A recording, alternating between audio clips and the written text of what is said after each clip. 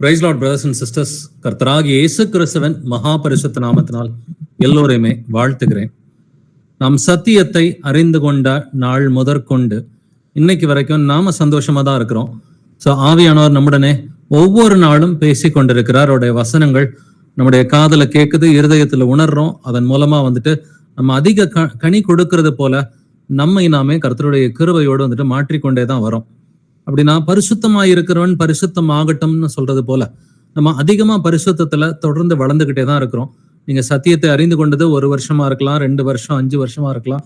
But தொடர்ந்து ஒவ்வொரு வருஷமும் ஒரு ஆவிக்குரிய ஒரு முன்னேற்றம் இருந்துகிட்டே தான் இருக்குது.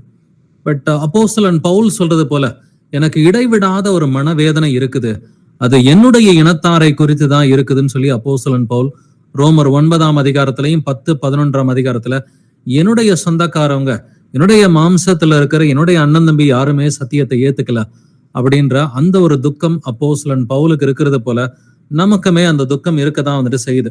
நம்முடைய சொந்தக்காரங்களோ இல்ல நண்பர்களோ நமக்கு தெரிந்தவர்களில் அநேகர் 100க்கு 99 பேர் சத்தியத்தை ஏத்துக்காதவர்களாகவும் இல்ல சத்தியத்தை சொன்னா அதை பத்தி கவலை இல்லாதவர்களாகவும் இருக்கிறாங்க. பட் இதுக்கு ஒரு முக்கியமான காரணம், குறிப்பா கிறிஸ்டியன் சர்க்கிள்ஸ்ல நீங்க ஒரு கிறிஸ்தவராகவே பிறந்து வளர்ந்துருக்கிறீங்க, ஏன் கிறிஸ்தவர்களிலும் அநேகர் இன்னைக்கு சத்தியத்தை உணராம இருக்கிறாங்கன்னா அதுக்கு அடிப்படையான ஒரு காரணம் கள்ள போதகர்கள் தான். ஏன்னா இயேசு கிறிஸ்து தெளிவாவே சொல்லியிருக்கிறாரு மத்தேயு 24ஆம் அதிகாரத்துல, உடைய வருகைக்கும் இந்த உலகத்தின் முடிவுக்கும் அடையாளம் என்ன அப்படின்னு கேட்கும் பொழுது வஞ்சிக்கப்படாதபடிக்கு எச்சரிக்கையா இருங்கள்னு சொல்லி இயேசு கிறிஸ்து சொல்றார். வஞ்சனை தான் இந்த உலகத்துல கடைசி நாட்களில் இருக்கிற ஒரு பெரிய அடையாளமா இயேசு கிறிஸ்து கொடுத்திருக்கிறாரு. அதை வெளிப்படுத்தின விசேஷத்திலையும் லவோதிக்கேயா சபை தான் கடைசி நாட்களில் எல்லாருக்கும் தெரியக்கூடிய ஒரு கிறிஸ்தவ சபையாக இருக்கும்னு சொல்லியிருக்கிறார். அப்படின்னா இந்த வஞ்சனை இன்னைக்கு பெரிய அளவுல கள்ள போதகர்கள் எல்லாருமே ஒன்னா சின்க்ரனைஸ் ஆகி இவர்கள் எல்லோருமே கிறிஸ்தவர்களை வஞ்சிக்கிறவர்களா இருக்கிறாங்க. அதுல அநேக கள்ள கிறிஸ்தவர்கள் வஞ்சிக்கப்பட்டும் இருக்கிறார்கள். பட் இருந்தாலும் இவங்களுக்கு எல்லாம் என்ன நடக்க போகுது, இந்த வஞ்சனை இப்படிதான் தொடருமா, இதெல்லாம் முடியாதா அப்படின்ற கேட்கிற கேள்விக்கு கர்த்தர் இன்று பதில் கொடுக்கிறார். இதெல்லாம் சீக்கிரமா முடிய போகுது. வாசிக்கலாம் யோவான் 10ஆம் அதிகாரம் 11வது வசனம். ஜான் 10:11. நானே நல்ல மேய்ப்பன், நல்ல மேய்ப்பன் ஆடுகளுக்காக தன் ஜீவனை கொடுக்கிறான். ஆமென். நானே நல்ல மேய்ப்பன்னு சொல்லி கர்த்தர் சொல்றார். அப்ப இயேசு கிறிஸ்துவே நமக்கு மேய்ப்பரா இருக்கிறார். சோ இங்க நமக்கான பிரதான மேய்ப்பன்னு சொல்லும் பொழுது இயேசு கிறிஸ்து ஒருவர் தான் பிரதான மேய்ப்பனா இருக்கிறார். ஆவியானவர் ஒவ்வொரு நாளும் ஒவ்வொரு சகோதரன் மூலமாக பேசினாலும் பட் நமக்கு தலைவராக இருப்பது கர்த்தராகிய இயேசு கிறிஸ்து ஒருவர் தான் நமக்கு தலைவராக இருக்கிறார். ஆவியானவர் தான் நம்மளை வழி நடத்தி கொண்டு போறாரு. சோ இயேசு கிறிஸ்து அன்னைக்கு சொன்னது போலவே இன்னைக்குமே இயேசு கிறிஸ்து ஒருவரை, ஏன்னா நான் என்ற வார்த்தை ரொம்ப முக்கியமான வார்த்தை. நான் நல்ல மெய்ப்பண்ண அவர் சொல்லல, நானேனா நான் மட்டும்தான் அர்த்தம். இந்த நான் என்ற வார்த்தைக்கு குறிப்பா அரமைக்குல பாத்தீங்கன்னா ஒரு மிகப்பெரிய ஒரு அர்த்தம் இருக்குது. ஐ ஆம் த லிவிங் காட் அப்படின்னு சொல்லி அர்த்தம். இது ஒரிஜினல் இயேசு கிறிஸ்து பேசிய அந்த அரமைக்கு மொழியில நான் என்ற வார்த்தை எடுத்து பாத்தீங்கன்னா ஐ ஆம் த லிவிங் காட் அப்படின்னு சொல்லி அர்த்தம். ஸோ ஐ ஆம் த லிவிங் காட், ஐ ஆம் தி ஒன்லி ஷெப்பர்ட் அப்படின்னு இயேசு கிறிஸ்து சொல்லார். நான் ஒருவர் மட்டுமே நல்ல மெய்ப்பர்ன்றார். அப்ப கர்த்தருடைய கிருபையினால இயேசு கிறிஸ்து நமக்கு மெய்ப்பராய் இருக்கிறார். கர்த்தர் என் மெய்ப்பராய் இருக்கிறார்ன்ற அந்த வசனம் நம்ம எல்லாருக்குமே தெரிந்த வசனம் தான். கர்த்தர் நமக்கு மெய்ப்பராய் இருக்கிறார். ஆனால் இந்த உலகத்திலே நிறைய பொல்லாத மெய்ப்பர்களும் இருக்கிறார்கள். சோ அந்த பொல்லாத மெய்ப்பர்கள் மூலமா தான் ஒரு பெரிய கூட்டம் சுவிசேஷம் அறியாமல் நம்ம போய் சொன்னாலும் அவங்களை ஏத்துக்க விடாதபடிக்கு திசை திருப்பி கொண்டிருக்கிறாங்க. அப்படின்னாக்க இதுக்கெல்லாம் முடிவு என்னது, இதெல்லாம் எப்பொழுது இதெல்லாம் முடிய போகுது, இந்த கிறிஸ்தவர்களுடைய கண்கள் எப்பொழுது திறக்கப்படும், இல்லை இந்த புறஜாதிகளுடைய கண்கள் எப்பொழுது திறக்கப்படும்னா கூடிய சீக்கிரத்துல இவர்கள் எல்லோருடைய கண்களையும் இயேசு கிறிஸ்து திறக்க போகிறார். நான் இயேசு கிறிஸ்து இந்த பூமிக்கு வரும் பொழுது அவர் முதலாவது என்ன செய்வார், இந்த முதலாம் மிருகத்தையும் 2ஆம் மிருகத்தையும் அவர் அக்கினி கடலையில போடுகிறார் அப்படின்றத நம்ம வாசிக்கிறோம். இதை வெளிப்படுத்தின விசேஷம் 19ஆம் அதிகாரத்துல கடைசி ஒரு சில வசனங்கள்ல அவர் முதலாம் மிருகத்தையும் 2ஆம் மிருகத்தையும் அக்கினி கடலிலே போடுகிறார்ன்றதை நம்ம வாசிக்கிறோம். 20ஆம் அதிகாரம் வெளிப்படுத்தின விசேஷம் வாசிக்கும் பொழுது பாத்தீங்கன்னா அவர் சாத்தான் என்றும் பிசாஸ் என்றும் அழைக்கப்படுகிற அந்த பழைய பாம்பாகிய வலு சர்ப்பத்தை அவர் 1000 வருஷம் முடியும் அளவும் அவர் கட்டி அடைக்கிறார்ன்றதை பாக்குறோம். சோ வலு சர்ப்பம் இல்ல, அந்த முதலாம் மிருகம் இல்ல, 2ஆம் மிருகம் இல்லைனாக்கா இந்த பூமியில வஞ்சனைக்கு காரணம் இது 3 தான். சோ வஞ்சனைக்கு காரணமா இருக்கிறது எல்லாத்தையுமே கர்த்தர் ஒண்ணு அழிச்சறாரு, இல்ல கட்டி போட்டுறாரு. அதன் பிறகு அவருடைய நீதி உள்ள ஆட்சி மட்டுமே இந்த பூமியில் இருக்கும். பட் இன்னும் கொஞ்ச நாளைக்கு இவங்களுடைய வேலை நடக்கத்தான் போகுது. இந்த கள்ள போதகர்கள் இவங்களுடைய கள்ள போதனை இருக்கத்தான் வந்துட்டு செய்யும். நாம சொன்னாலும் வந்துட்டு அநேகர் கேட்க மாட்டார்கள் தான். பட் இருந்தாலும் நம்ம மைனாரிட்டியா இருக்கிறது நல்லதுதான். நோவாவை போல, நோவாவின் குடும்பத்தை போல வந்துட்டு நாம வந்துட்டு அவங்க மெஜாரிட்டியா இருக்கட்டும், நம்ம மைனாரிட்டியா இருந்துக்கலாம். பட் கர்த்தர் நமக்கு மெய்ப்பரா இருக்கிறார்ன்றதை மட்டும் நம்ம மறந்துடக்கூடாது. வாசிக்கலாம் சங்கீதம் 23 முதல் 3 வசனங்கள். Psalm 23 verses 1 to 3. கர்த்தர் என் மேய்ப்பராய் இருக்கிறார், நான் தாழ்ச்சி அடையேன். அவர் என்னை புல்லுள்ள இடங்களில் மேய்த்து அமர்ந்த தண்ணீர்கள் அண்டையில் என்னை கொண்டு போய் விடுகிறார். அவர் என் ஆத்துமாவை தேற்றி தம்முடைய நாமத்து நிமித்தம் என்னை நீதியின் பாதைகளில் நடத்துகிறார். ஆமென். கர்த்தர் என் மேய்ப்பராய் இருக்கிறார், நான் தாழ்ச்சி அடையேன். அவர் வந்துட்டு நம்ம எங்கே நடத்துகிறார்? என்னை புல்லுள்ள இடங்களில் மேய்த்து அமர்ந்த தண்ணீர்கள் அண்டையில் என்னை கொண்டு போய் விடுகிறார். நமக்கு தினம்தோறும் வேத வாக்கியத்தை கர்த்தர் விளக்கி சொல்லிக் கொண்டேதான் இருக்கிறாரு. அவர் என் ஆத்துமாவை தேற்றி தம்முடைய நாமத்து நிமித்தம் என்னை நீதியின் பாதைகளில் நடத்துகிறார். ஏன் தம்முடைய நாமத்து நிமித்தம்? ஏன்னா அவருடைய நாமம் தரிக்கப்பட்ட பிள்ளைகளா நம்ம இருக்கிறோம் இல்லையா? நம்ம இயேசு கிறிஸ்துவின் நாமத்தினால் ஞானஸ்நானம் பெற்ற பிள்ளைகளா இருக்கிறோம். சோ அவருடைய நாமத்தின் நிமித்தம் நம் எல்லோரையுமே நீதியின் பாதைகளில் நடத்துகிறார். அப்ப அவருடைய நாமத்தினால ஞானஸ்நானம் எடுத்ததுனால கர்த்தர் நமக்கு மெய்ப்பரா இருக்கிறார். வாசிக்கலாம் ஏசாயா 40ஆம் அதிகாரம் வசனங்கள் 10 முதல் 11 வரைக்கும். Isaiah chapter 40 verses 10 to 11. இதோ கர்த்தராகிய ஆண்டவர் பராக்கிரமசாலியாக வருவார், அவர் தமது புயத்தினால் அரசாளுவார். இதோ அவர் அளிக்கும் பலன் அவரோட கூட வருகிறது, அவர் கொடுக்கும் பிரதிபலன் அவருடைய முகத்துக்கு முன்பாக செல்கிறது. மெய்ப்பனை போல தமது மந்தையை மேய்ப்பார், ஆட்டுக்குட்டிகளை தமது புயத்தினால் சேர்த்து தமது மடியிலே சுமந்து கரவல் ஆடுகளை மெதுவாய் நடத்துவார். ஆமென். ஆமென். இது ரொம்ப ஒரு இன்ட்ரெஸ்டிங்கான ஒரு வசனம் பிரதர்ஸ் அண்ட் சிஸ்டர்ஸ். கர்த்தராகிய ஆண்டவர் பராக்கிரமசாலியாக வருவார். இயேசு கிறிஸ்து முதலாம் வருகையில அவர் பராக்கிரமசாலியை போல அவர் வரல. அவர் ரொம்ப சாதாரணமா வந்துட்டு நம்முடைய பாவங்களுக்காக மரிப்பதற்காக ஒரு ஆட்டுக்குட்டியாக அவர் வெளிப்பட்டார். பட் 2ஆம் வருகையில அவர் ஆட்டுக்குட்டியை போல வரல, அவர் ராஜாதி ராஜாவாக, கர்த்தாதி கர்த்தாவாக, அவர் நீதிக்கு சரி கட்டுவதற்காக இந்த பூமிக்கு வருகிறார். அப்ப இயேசு கிறிஸ்துவின் வருகையை வந்துட்டு சொல்லும் பொழுது கர்த்தராகிய ஆண்டவர் பராக்கிரமசாலியாக அவர் இந்த பூமிக்கு வரப்போகிறார். அவர் தமது புயத்தினால் அரசாளுவார். அவருக்கு ராஜா என்கிற பட்டம் 2ஆம் வருகையில தான் எல்லோருக்கும் தெரிகிறபடி அங்கீகாரம் கொடுக்கப்படுகிறது. அப்ப அவர் இந்த பூமியிலே அரசாள போகிறார். இதோ அவர் அளிக்கும் பலன் அவரோட கூட வருகிறது. இந்த வார்த்தையை நல்லா கவனிச்சுங்க. வெளிப்படுத்தின விசேஷத்துல கடைசி அதிகாரத்துல இயேசு கிறிஸ்து சொல்றார், என்னுடைய பலன் என்னுடனே கூட வருகிறதுன்னு சொல்லி ஒவ்வொருவருக்கும் பலன் கொடுக்க போறேன்டாரு. பட் 2ஆம் வருகைக்குரிய வசனத்தை படிச்சோன்னு அடுத்த வசனம் வந்துட்டு என்ன சொல்லுது? மெய்ப்பனை போல தமது மந்தையை மேய்ப்பார். சோ இயேசு கிறிஸ்து ராஜாதி ராஜாவை மட்டும் இந்த பூமிக்கு வரல, அவர் ஒரு மெய்ப்பனை போல வந்துட்டு அவருடைய பிள்ளைகள்கிட்ட அவர் மெய்ப்பனை போல ரொம்ப அன்பாதான் வந்துட்டு இருக்கவும் போகிறாரு. அவர்கள் கண்ணீர் யாவையும் துடைப்பார்னு எழுதியிருக்கு. சோ இன்னைக்கு நீங்க சத்தியம் சொன்னீங்கன்னாக்க உங்களை ஏத்துக்காதவங்க நிறைய பேர் இருக்கலாம், உங்களை ஏளனம் பண்றவங்க நிறைய பேர் இருக்கலாம், இல்ல நம்மளை திட்டலாம், நம்மளை அடிக்கலாம், நம்மளை ஒதுக்கி வைக்கலாம், நம்முடைய பேரை வந்துட்டு அவங்க கெடுக்கிறதுக்கு என்ன வார்த்தைகள் வேணா பேசலாம். பட் இயேசு கிறிஸ்து அவர் மெய்ப்பனை போல இருந்து அவர் தமது மந்தையை மேய்க்க போகிறார். இன்னைக்கு ஆவிக்குரிய ரீதியில நமக்கு மெய்ப்பனாதான் இருக்கிறார். பிசிக்கலாவே நமக்கு மெய்ப்பனாக இயேசு கிறிஸ்து இந்த பூமிக்கு சீக்கிரமாக வரப்போகிறார். அதனாலதான் அவருக்கு பெயர் பிரதான மெய்ப்பர்னு எழுதியிருக்கு. சீஃப் ஷெப்பர்ட் அப்படின்ற வார்த்தையும் இயேசு கிறிஸ்துவுக்கு எழுதப்பட்டிருக்கு. வாசிக்கலாம் 1 பேதுரு 5ஆம் அதிகாரம் 3 முதல் 4 வசனங்கள். 1 Peter chapter 5 verses 3 to 4. சுதந்திரத்தை இருமாப்பாய் ஆளுகிறவர்களாக அல்ல, மந்தைக்கு மாதிரிகளாகவும் கண்காணிப்பு செய்யுங்கள். அப்படி செய்தால் பிரதான மேய்ப்பர் வெளிப்படும் போது மகிமையுள்ள வாடாத கிரீடத்தை பெறுவீர்கள். ஆமென். சுதந்திரத்தை இருமாப்பாய் ஆளுகிறவர்களாக அல்ல, மந்தைக்கு மாதிரிகளாகவும் கண்காணிப்பு செய்யுங்கள். அப்ப சபையை கண்காணிக்கிற கண்காணிகளை பார்த்து கர்த்தர் என்ன சொல்றாரு? இருமாப்பா ஆளாதீங்கப்பா, ப்ரௌட்ஃபுல்லா இருக்காதீங்க, வந்துட்டு மந்தைக்கு மாதிரிகளா இருங்கன்னு சொல்லிட்டு அப்படி நீங்க செஞ்சீங்கன்னாக்க பிரதான மேய்ப்பர் வெளிப்படும் போது மகிமையுள்ள வாடாத கிரீடத்தை பெறுவீர்கள். பிரதான மேய்ப்பர் சீஃப் ஷெப்பர்ட்னு சொல்லி எழுதியிருக்கு. சீஃப் ஷெப்பர்ட்னா சீஃப் பாஸ்டர்னு சொல்லி அர்த்தம். அப்ப சீஃப் பாஸ்டர்னா இயேசு கிறிஸ்து ஒருவர் தான் நமக்கு சீஃப் பாஸ்டரா வந்துட்டு இருக்கிறார்.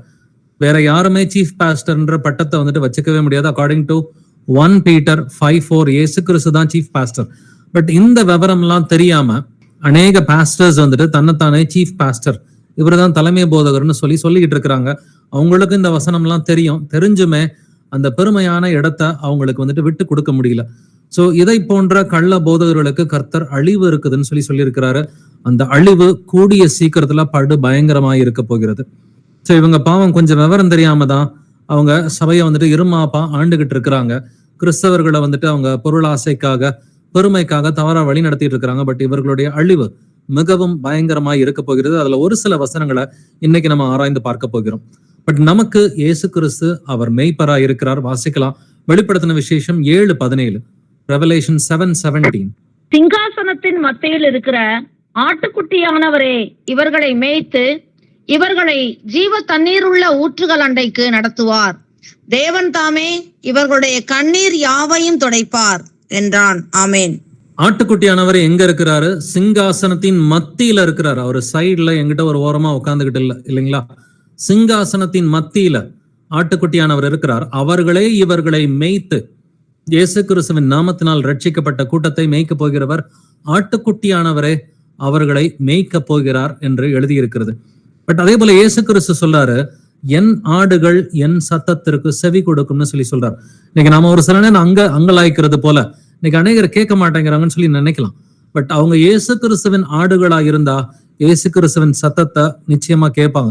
ஏன்னா பேசுகிறவர்கள் நீங்கள் அல்ல, பிதாவின் ஆவியானவரே உங்களிலிருந்து பேசுகிறார். இப்ப பரிசுத்த ஆவியானவரே உங்கள்ட்ட இருந்து பேசும் பொழுது அதை நாங்க ஏத்துக்க மாட்டோம்னு சொன்னாங்கன்னா, உங்களை வேண்டான்னு ஒருத்தன் சொல்லிட்டானா அவன் என்னதான் வேண்டான்னு சொல்றான் அப்படின்றத கர்த்தர் வந்துட்டு சொல்றாரு இல்லைங்களா? சோ இயேசு கிறிஸ்து தெளிவாவே வந்துட்டு சொல்லி இருக்கிறாரு, உங்களை ஏற்றுக்கொள்கிறவன் என்னை ஏற்றுக்கொள்கிறான், என்னை ஏற்றுக்கொள்கிறவன் என்னை அனுப்பினவரை ஏற்றுக்கொள்கிறான் அப்படின்னு சொல்லி இயேசு கிறிஸ்து தெளிவாவே வந்துட்டு சொல்றாரு. அப்படின்னாக்க இயேசு கிறிஸ்துவின் சத்தத்தை கேட்பவர்கள் அவருடைய ஆடுகளாய் இருக்கிறார்கள். இதை இயேசு கிறிஸ்துவே தெளிவா பேசி இருக்கிறாரு. வாசிக்கலாம். யோவான் 10ஆம் அதிகாரம் வசனங்கள் 26 முதல் 27 வரைக்கும். John chapter 10 verses 26 to 27.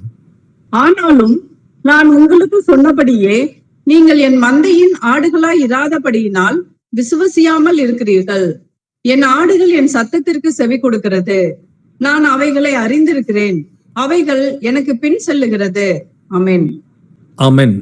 ஆனாலும் நான் உங்களுக்கு சொன்னபடியே நீங்கள் என் மந்தையின் ஆடுகளாய் இராதபடியினால் விசுவாசியாமல் இருக்கிறீர்கள்னு சொல்லி விசுவாசியாதவர்களை பார்த்து இயேசு கிறிஸ்து சொல்றாரு, என் ஆடுகள் என் சத்தத்திற்கு செவி கொடுக்கிறது. சோ எப்பொழுதுமே இயேசுவின் பிள்ளைகளா இருந்தா இயேசுவின் சத்தத்துக்கு செவி கொடுப்பாங்க. சோ ஒரு சிலர்கிட்ட நீங்க திரும்ப திரும்ப போய் சொல்லியுமே அவங்க வந்துட்டு ஒரு சில நேரம் கேட்காமலே மறிச்சு கூட போயிருக்கலாம். பட் நமக்கு வந்துட்டு விசுவாசம் என்னது? இயேசுவின் ஆடா இருந்துச்சுன்னா அது அவருடைய சத்தத்தை கேட்கும். அது நான் சொன்னாலும் பரவாயில்ல, இன்னொரு சகோதரன் சொன்னாலும் பரவாயில்ல, அது ஆவியானவர் சொல்ற சத்தத்தை நிச்சயமா கேட்கணும்.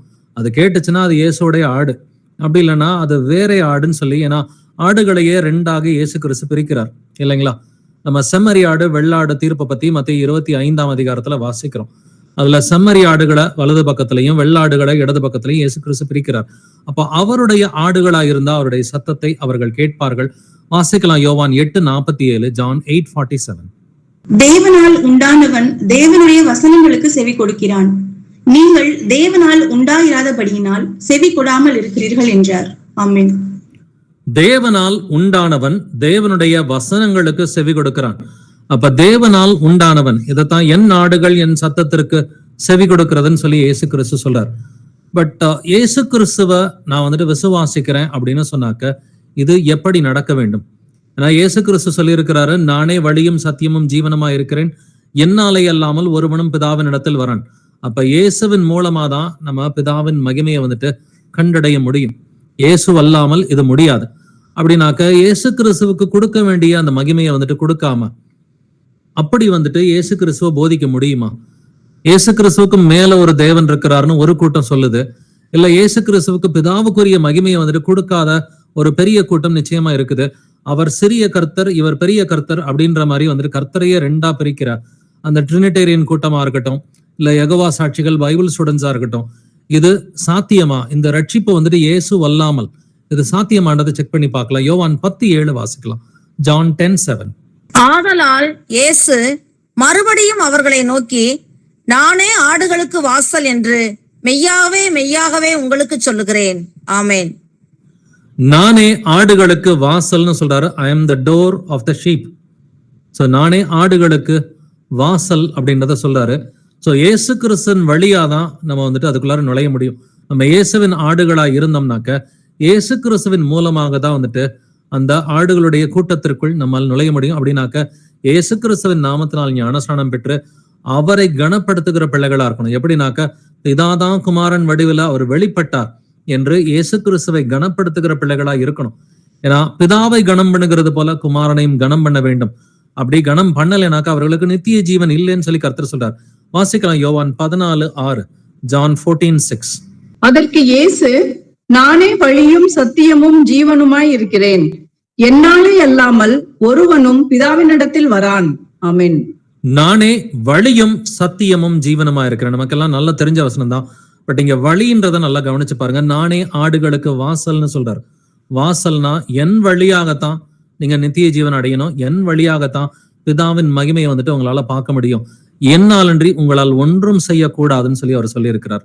அப்ப என்னாலே அல்லாமல் ஒருவனும் பிதாவினிடத்தில் வரான்.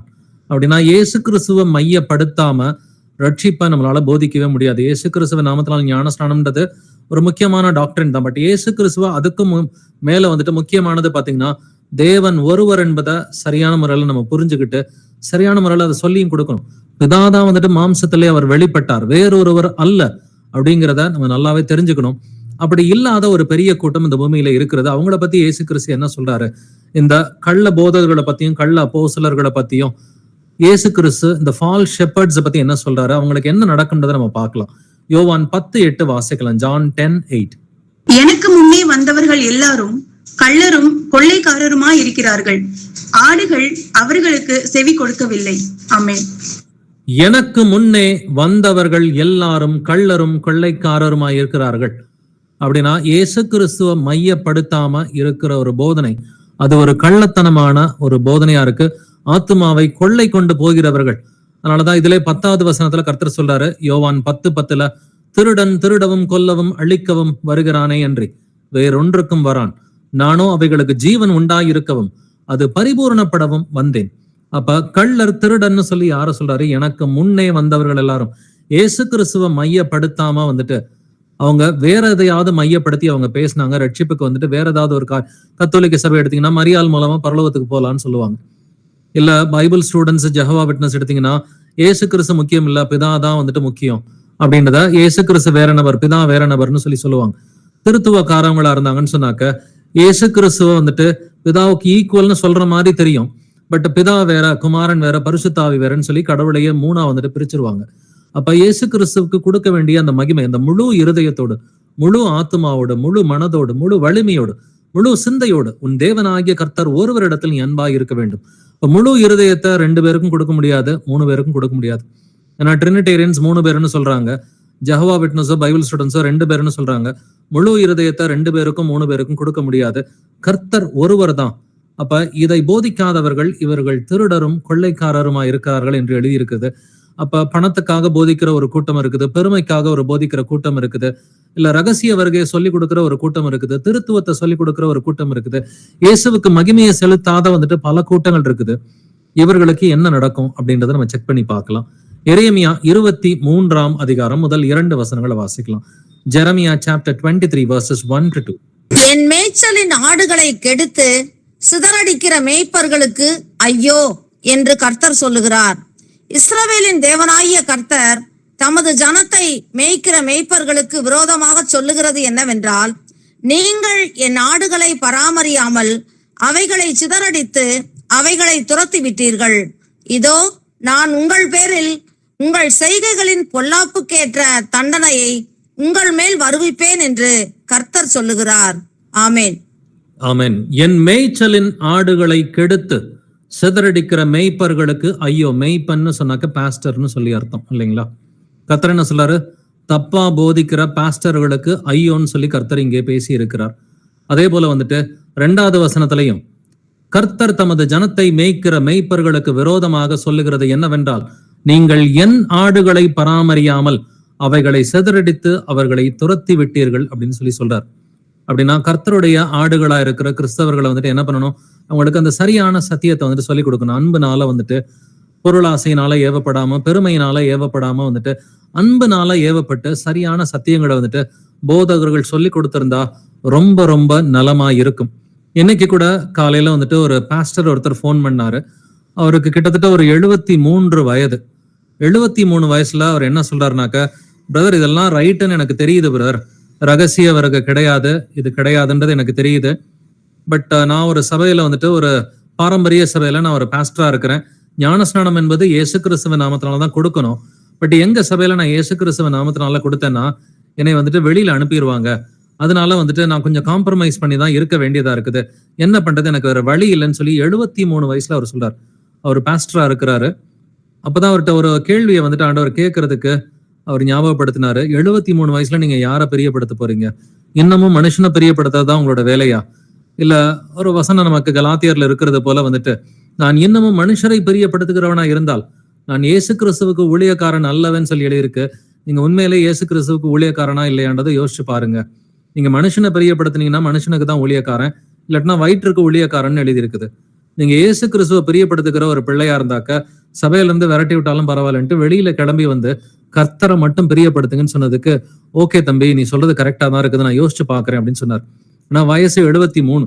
ஆனா இவ்வளவு நாள் சத்தியம் தெரிஞ்சுமே அதை காம்ப்ரமைஸ் பண்ணியிருக்கிறாரு. பட் மீண்டுமாக கர்த்தர் வந்துட்டு, இதெல்லாம் நான் ஏற்கனவே கேள்விப்பட்டிருக்கேன், எனக்கு ஏற்கனவே தெரியும்ன்றார். பட் இதை மீண்டுமா இப்ப ரீசெண்டா அந்த வீடியோஸ் எல்லாம் பார்த்துட்டு எனக்கு இப்ப நல்லாவே கர்த்தர் வந்துட்டு எனக்கு உணர்த்துறாரு, இதுதான் சத்தியம், தேவன் ஒருவர் தான், இயேசுவின் நாமத்தினாலதான் ஞானஸ்நானம் கொடுக்கணும், ரகசியவர்கள் எல்லாம் கிடையாது, கட்டிட ஆலயத்துக்கு நம்ம போக வேண்டாம், தசமபாகம் காணிக்க கேட்க கூடாது, இது எல்லாத்தையுமே ஓப்பனா ஒத்துக்கிறாரு. இருந்தாலும் வந்துட்டு சத்தியத்தை போதிக்கிறதுக்கு ஒரு பயம். எந்த வயசுல? 73 வயசுல. 73 வயசுல அவருக்கு பயமா இருக்குன்னா 40 வயசு 50 வயசுல ஒளியம் பாக்குறவங்க எந்த அளவுக்கு உலகத்தோட காம்ப்ரமைஸ் பண்ணியிருப்பாங்கன்றதை யோசிச்சு பாருங்க. சோ அதனாலதான் கர்த்தர் சொல்றாரு, மெய்ப்பர்களுக்கு ஐயோன்னு சொல்றாரு. அப்ப தவறா வந்துட்டு விசுவாசிகளை வழி நடத்தினா அவர்களுக்கு ஐயோ, அவர்களுடைய அழிவு சமீபமா இருக்கிறது. வாசிக்கலாம் எரேமியா 12:10, ஜெரமியா 12:10. அநேக மேய்ப்பர்கள் என் திராட்சை தோட்டத்தை அழித்து என் பங்கை காலால் மிதித்து என் பிரியமான பங்கை பாழான வனாந்தரமாக்கினார்கள். ஆமென். எத்தனை மெய்ப்பர்கள்? அநேக மெய்ப்பர்கள் என் திராட்சை தோட்டத்தை அழித்துன்னு கர்த்தர் சொல்றார். இந்த அநேகம்ன்ற வார்த்தை புதிய ஏற்பாட்டுலயும் நிறைய இடத்துல வரும். குறிப்பா மத்தேயு 24ஆம் அதிகாரத்துல அநேக கள்ள தீர்க்கதரிசிகளும் அநேக கள்ள கிறிஸ்துகளும் எழும்பி அநேகரை வஞ்சிப்பார்கள் அப்படின்றார். பட் ஒரு சிலர் மாத்திரமே அந்த ஜீவனுக்கு போகிற வாசலை கண்டுபிடிக்கிறவர்கள் எத்தனை பேரு? ஒரு சிலர் அப்படின்னு சொல்லி எழுதியிருக்கும். அந்த சிலர் அநேகர்ன்ற வார்த்தை இருந்தா கொஞ்சம் கவனமா நம்ம வாசிக்கணும். அப்ப அநேகர்னா மெஜாரிட்டி, சிலர்னாக்க மைனாரிட்டி. அப்ப மெஜாரிட்டி கிறிஸ்தவர்கள் வஞ்சிக்கப்பட்டுதான் இருப்பாங்க, மெஜாரிட்டி போதகர்களும் வஞ்சிக்கிறவர்களாக தான் இருப்பாங்க அப்படின்றத பழைய ஏற்பாட்டிலையுமே கர்த்தர் சொல்லியிருக்கிறாரு. அநேக மெய்ப்பர்கள் என் திராட்சை தோட்டத்தை அழித்து. ஒரு வசனம் வந்துட்டு இப்ப ரீசெண்டா நடந்த காலகட்டத்துக்கு ரொம்ப பொருந்துற மாதிரியே இயேசு கிறிஸ்து பேசி இருக்கிறாரு. வாசிக்கலாம் யோவான் 10ஆம் அதிகாரம் வசனங்கள் 12 முதல் 13 வரைக்கும். John chapter 10 verses 12 to 13. மெய்ப்பனாய் இராதவனும் ஆடுகள் தனக்கு சொந்தம் அல்லாதவனுமான கூலியால் ஓனாய் வருகிறதை கண்டு ஆடுகளை விட்டு ஓடி போகிறான். அப்பொழுது ஓனாய் ஆடுகளை பீறி அவைகளை சிதறடிக்கும். கூலியால் கூலிக்காக வேலை செய்கிறவனாகையால் ஓடி போகிறான். ஆடுகளுக்காக அவன் கவலைப்படான். ஆமென். கூலிக்காக வேலை பார்க்கிற அந்த கூலியால், அதாவது தசமபாகம் காணிக்கைக்காக போதிக்கிற போதகர்கள் என்ன செய்வாங்களாம்? கூலியால் ஓனாய் வருகிறதை கண்டு ஆடுகளை விட்டு ஓடி போகிறான். கூலியால் கூலிக்காக வேலை செய்கிறவனானால் அதனால அவன் ஓடி போகிறான், ஆடுகளுக்காக அவன் கவலைப்படான். அப்ப கொரோனா காலகட்டத்தை கொஞ்சம் யோசிச்சு பாருங்களேன். கொரோனா காலகட்டத்துல வந்துட்டு பாஸ்டர்ஸ் யாருமே கொரோனா பேஷண்ட்ஸ் வீட்டுக்கு போய் அவங்களுக்கு ஜெபிக்கவே இல்லை. அந்த குடும்பத்தாருக்கு ஒரு ஆறுதல் கூட வந்துட்டு சொல்றதுக்கு அவங்க ரெடியா இல்லை. நிறைய வீடுகள்ல மரணங்கள் ஏற்பட்டப்ப கூட அந்த வீடுகளுக்கு போய் அவங்களுக்கு ஆறுதல் சொல்றதுக்கு உலகம் முழுவதும் இருக்கிற அந்த கட்டிட சபை பாஸ்டர்ஸ், பணத்துக்காக ஒளியும் பாக்குறவங்க, குறிப்பா ஒரு சிலர் உண்மை உள்ளவங்க இருந்தாங்க. மைனாரிட்டி ரொம்ப ஒரு மிக மிக குறைவுல வந்துட்டு ஒரு சிலர் உண்மை உள்ளவங்க இருந்தாங்க. பட் மெஜாரிட்டி வந்துட்டு பார்த்தாக்க இந்த கொரோனால அஃபெக்ட் ஆன கிறிஸ்தவர்களுக்கு ஆறுதலும் சொல்லல, அவங்க வீட்டுக்கு போய் ஜெபிக்கவும் கிடையாது. ஏன்னா கூலியால் ஓனாய் வருகிறதை கண்டு ஆடுகளை விட்டு ஓடி போகிறான்.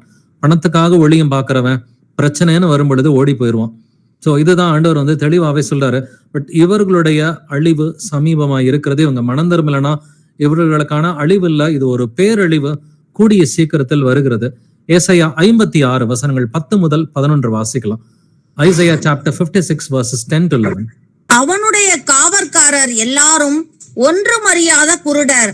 அவர்கள் எல்லாரும் குலைக்க மாட்டாத ஊமையான நாய்கள், தூக்க மயக்கமாய் புலம்புகிறவர்கள், படுத்துக் கொள்ளுகிறவர்கள், நித்திரை பிரியர், திருப்தி அடையாமல் இருக்கும் பெருவயிற்று நாய்கள், பகுத்தறிவில்லாத மேய்ப்பர். அவர்களில் ஒவ்வொருவனும் தன் தன் வழியையும் அவனவன் தன் தன் மூலையிலிருந்து தன் தன் பொழிவையும் நோக்கி கொண்டிருக்கிறான். ஆமேன். ஆமென். அவனுடைய காவற்காரர் எல்லாரும் ஒன்றும் அறியாத குருடர் அப்படின்னு சொல்லி சொல்றார். அப்ப கர்த்தருடைய வழிகளை அறிய மாட்டாத, இருதயத்தில் குருடா இருக்கிற குருடரா தான் வந்துட்டு இன்னைக்கு அநேக போதகர்கள் இருக்கிறாங்க. அவர்கள் எல்லாரும் குலைக்க மாட்டாத ஊமையான நாய்கள்ன்றார். நாயின்னு சொல்லி யார கர்த்தர் சொல்றாரு? கள்ள போதகர்களை பார்த்துதான் நாயின்னு சொல்லி இருக்கிறாரு. 2 பேதுரு 2ஆம் அதிகாரத்துல கடைசி 2 வசனங்களை நீங்க வாசிக்கும் பொழுது நாய் பன்றி என்று கர்த்தர் யார சொல்றாரு? கள்ள போதகர்களை தான் நாய் என்றும் பன்றி என்றும் சொல்றார். அதே போல மத்தேயு 7:15 ஓ நாயின்னு சொல்றார். இவங்களை பார்த்து வந்துட்டு கள்ள போதகர்களை பார்த்து ஓ நாயின்னு சொல்றார். அதே போல நித்திரை பிரியர், திருப்தி அடையாமல் இருக்கும் பெருவயிற்று நாய்கள், மீண்டும் மீண்டும் நாய்கள்ன்ற வார்த்தையை கர்த்தர் பயன்படுத்துறார். பட் இந்த நாய்கள் வந்துட்டு அந்த பரம எருசலேமுக்கு புறம்பே தான் அந்த நாய்கள் இருப்பாங்க அப்படின்னு வெளிப்படுத்தின விசேஷத்திலையும் கர்த்தர் எழுதி இருக்கிறார். பகுத்தறிவில்லாத மேய்ப்பர், இங்க யாரை பத்தி பேசிட்டு இருக்கிறாரு? நாய்கள்னு சொல்லி மேய்ப்பர்களை தான் வந்துட்டு, சோ பணத்துக்காக போதிக்கிற போதகர்களை தான் கர்த்தர் வந்துட்டு பகுத்தறிவு இல்லாத மேய்ப்பர்னு சொல்லி அவர்களை நாய்கள் என்று கர்த்தர் வந்துட்டு இங்க சாடுகிறார். தன் தன் வழியையும் அவனவன் தன் தன் வழியையும் அவன் தன் தன் மூலையிலிருந்து தன் தன் பொழிவையும் நோக்கி கொண்டிருக்கிறான். இப்ப எனக்கு என்ன கிடைக்கும்ன்றதுதான் வந்துட்டு அநேக பாஸ்டர்ஸ் வந்து பாக்குறாங்க. இதனாலதான் இயேசு கிறிஸ்து வந்துட்டு இப்படிப்பட்ட வேத பாரகரை பார்த்து அவர் கடிஞ்சுக்கிட்டாரு. நிறைய நேரம் பரிசேயர்கள்ட்ட பேசுவாரு, சில நேரம் சதுசேயர்கள்ட்ட பேசுவாரு. பட் மத்தேயு 23 மட்டும் கவனிச்சு பாத்தீங்கன்னா அவர் ஃபர்ஸ்ட் வந்துட்டு ரெபியூக் பண்றதே வேத பாரகர்களா தான் இருப்பாங்க. ஏன்னா இவங்க தான் வேதத்தை எல்லாருக்கும் சொல்லி கொடுக்கறதுனால மத்தேயு 23 ஆண்டவர் ஃபர்ஸ்ட் அட்ரஸ் பண்றது வேத பாரகர்கள், ஸ்கிரைப்ஸ் தான் அட்ரஸ் பண்றாரு. வாசிக்கலாம் மத்தேயு 23:13, மத்தேயு 23:13. மாயக்காரராகிய வேத பாரகரே, பரிசேயரே, உங்களுக்கு ஐயோ! மனுஷர் பிரவேசியாதபடி பரலோக ராஜ்யத்தை பூட்டி போடுகிறீர்கள். நீங்கள் அதில் பிரவேசிக்கிறதும் இல்லை, பிரவேசிக்க போகிறவர்களை பிரவேசிக்க விடுகிறதும் இல்லை. ஆமென். ஆமென். மாயக்காரராகிய வேத பாரகரே, பரிசேயரே, உங்களுக்கு ஐயோன்னு சொல்றாரு. எதனால? மனுஷர் பிரவேசியாதபடி பரலோக ராஜ்யத்தை பூட்டி போடுகிறீர்கள் அப்படின்றார். பரலோக ராஜ்யத்துக்குள்ளார நுழையிற அளவுக்கு கூட வந்துட்டு இடம் கொடுக்காதபடிக்கு அந்த வழியை பூட்டி போடுகிறார்கள். நீங்கள் அதில் பிரவேசிக்கிறதும் இல்லை, பிரவேசிக்க போகிறவர்களை பிரவேசிக்க விடுகிறதும் இல்லை. உண்மையிலே எவ்வளவோ கிறிஸ்தவர்கள் வந்துட்டு அவங்க வேதத்துக்காக ஏங்கிட்டு இருக்கிறாங்க. வேதத்துக்கு சரியான ஒரு விளக்கம் கிடைக்காதா, இல்ல நான் இந்தந்த காரியங்கள் எல்லாம் தேடுறேன், கர்த்தர் வந்துட்டு ஒருவரா இல்லையா, இதெல்லாம் தேடிட்டு இருக்கிறாங்க. அநேகருக்கு வந்துட்டு இந்த புரிய விடாதபடிக்கு அநேக கள்ள போதர்கள் இன்னைக்கு பரலோக ராஜ்யத்தின் வழியை வந்துட்டு அவங்க பூட்டி போட்டுக்கிட்டு தான் வந்துட்டு இருக்கிறாங்க. சோ அதனாலதான் இயேசு கிறிஸ்து அவர்களை நல்லாவே ரெபியூக் பண்றாரு. பட் இவங்க எப்படி இருப்பாங்கன்றதை நம்ம தெரிஞ்சுக்கலாம். மத்தேயு 23ஆம் அதிகாரம் வசனம் 27 முதல் 28 வரைக்கும். Matthew chapter 23 verses 27 to 28. மாயக்காரராகிய வேத பாரகரே, பரிசேயரே, உங்களுக்கு ஐயோ! வெள்ளை அடிக்கப்பட்ட கல்லறைகளுக்கு ஒப்பாய் இருக்கிறீர்கள். அவைகள் புறம்பே அலங்காரமாய் காணப்படும், உள்ளேயோ மரித்தவர்களின் எலும்புகளினாலும் சகல அசுத்தங்களினாலும் நிறைந்திருக்கும். அப்படியே நீங்களும் மனுஷருக்கு நீதிமான்கள் என்று புறம்பே காணப்படுகிறீர்கள், உள்ளத்திலோ மாயத்தினாலும் அக்கிரமத்தினாலும் நிறைந்திருக்கிறீர்கள். ஆமென். ஆமென். வெள்ளை அடிக்கப்பட்ட கல்லறைக்கு ஒப்பா இருக்கிறீர்கள்னு சொல்றாரு. சோ இன்னைக்கு பாஸ்டர்ஸை பார்த்தாலே ஈஸியா கண்டுபிடிச்சிடலாம். யூஸ்வலாவே வெள்ளை சட்டை தான் போட்டிருப்பாங்க. அநேகர் வந்துட்டு வெள்ளை சட்டை, வெள்ளை பேண்ட், இந்த ரேஞ்சில தான் வந்துட்டு பாஸ்டர்ஸ் எல்லாம் போட்டுட்டு இருக்கிறாங்க. பட் உள்ளுக்குள்ளார என்ன இருக்கும்? மரித்தவர்களின் எலும்புகள், அதுல இருக்கிற வந்துட்டு அசுத்தங்களால் நிறைந்திருக்கிறதுன்னு சொல்றது மாதிரி உள்ளுக்குள்ளார பெருமை, பொருள் ஆசை, வஞ்சகம், இதுதான் அநேக பாஸ்டர்ஸ்க்கு வந்துட்டு இன்னைக்கு இருக்குது. நீங்களும் மனுஷருக்கு முன்பாக நீதிமான்களாக காணப்படுகிறீர்கள், உள்ளத்திலோ மாயத்தினாலும் அக்கிரமத்தினாலும் நிறைந்திருக்கிறீர்கள். அப்ப இன்னைக்கு பாஸ்டர்ஸ் பேசுறதெல்லாம் பாத்தீங்கன்னா இவங்களை போல நல்லவங்க இல்லையான்ற மாதிரி தான் இருக்கும். பட் இருந்தாலும் அநேக கிறிஸ்தவர்களுடைய கண்கள் திறக்கப்படாதபடிக்கு இன்னைக்கு உலகத்துல இருக்கிற மெஜாரிட்டி கிறிஸ்டியன்ஸை வந்துட்டு சத்தியம் தெரிய விடாதபடிக்கு பூட்டி போடுறதே இந்த மாதிரியான கள்ள போதகர்கள் தான். அதனாலதான் இயேசு கிறிஸ்து இந்த பூமிக்கு வருகிறப்ப முதல்ல என்ன பண்றாரு? அந்த அக்கினி கடல்ல வந்துட்டு யாரை தூக்கி போடுறாரு? கள்ள தீர்க்கதரிசியை தூக்கி போடுறார். அப்ப கள்ள தீர்க்கதரிசின்றது இது போப்பை மட்டும் குறிக்கிறது இல்ல, போப்புக்கு சப்போர்ட் பண்ற எவ்வளவோ கள்ள போதர்கள் இருக்கிறாங்க. லட்சக்கணக்கான கள்ள போதர்கள் போப்ப ஆன்டி கிரைஸ்ட்னு சொல்லாம தெரிஞ்சுமே போப்ப ஆன்டி கிரைஸ்ட்னு சொல்லாத எவ்வளவோ கள்ள போதர்கள் இருக்கிறாங்க. இவர்களுக்கு கூடிய சீக்கிரத்துல கர்த்தர் அக்கினியை காண்பிக்க போகிறார். அக்கினியினால இவர்களுக்கு ஒரு அழிவு காத்து கொண்டிருக்கிறது. அதை தான் அந்த அக்னி கடல் அதை வெளிப்படுத்தின விசேஷத்துல குறிப்பிடுகிறது. வாசிக்கலாம் எரேமியா 23:16, ஜெரமியா 23:16. உங்களுக்கு தீர்க்க தரிசனம் சொல்லுகிற தீர்க்கதரிசிகளின் வார்த்தைகளை கேளாதிருங்கள். அவர்கள் உங்களை வீண் பெருமை கொள்ளும்படி செய்கிறார்கள். கர்த்தருடைய வாக்கை அல்ல, தாங்கள் யூகித்த தரிசனத்தை சொல்லுகிறார்கள் என்று சேனைகளின் கர்த்தர் சொல்லுகிறார். ஆமென். உங்களுக்கு தீர்க்க தரிசனம் சொல்லுகிற தீர்க்க தரிசிகளின் வார்த்தைகளை கேளாதிருங்கள். இப்ப ரீசெண்டா லாஸ்ட் ஒரு 20-30 இயர்ஸ்ல என்ன ட்ரெண்ட்னு பாத்தீங்கன்னாக்க, ஒரு பாஸ்டர் அப்படின்னு சொன்னாக்க அவர் பர்சனல் தீர்க்க தரிசனம் சொல்லணும். நான் உன்னைய பத்தி ஒரு சொப்பனம் கண்டேன், நான் உன்னைய பத்தி ஒரு தரிசனம் கண்டேன்னு சொல்லி பர்சனலான ஒரு சொப்பனங்களையோ தரிசனங்களையோ சொல்றவங்க தான் இவங்கெல்லாம் ப்ராஃபட், இவங்கெல்லாம் தீர்க்க தரிசிகள் அப்படின்ற பேர்ல இன்னைக்கு சுத்திக்கிட்டு இருக்கிறாங்க. பட் கர்த்தர் வந்துட்டு தீர்க்க தரிசனம் எதை சொல்றாரு வந்துட்டு, இயேசு கிறிஸ்துவை குறித்த சாட்சியே தீர்க்க தரிசனத்தின் ஆவியாக இருக்கிறதுன்னு சொல்லி ரெவலேஷன் 19:10 எழுதியிருக்கிறார். அப்ப இயேசு கிறிஸ்துவை குறித்து சொல்கிற சாட்சி தான் தீர்க்க தரிசனத்தின் ஆவியாக இருக்கிறது. அப்ப கர்த்தருடைய ராஜ்யத்தை பத்தி பேசுறது இதுதான் தீர்க்க தரிசனம். கர்த்தருடைய வருகையை பத்தியோ ராஜ்யத்தை பத்தியோ இன்னும் நடக்காத காரியங்கள் வேதத்துல என்னென்ன எழுதியிருக்கிறாரோ இதை பத்தி பேசுகிறது தான் தீர்க்க தரிசனமா இருக்கிறது.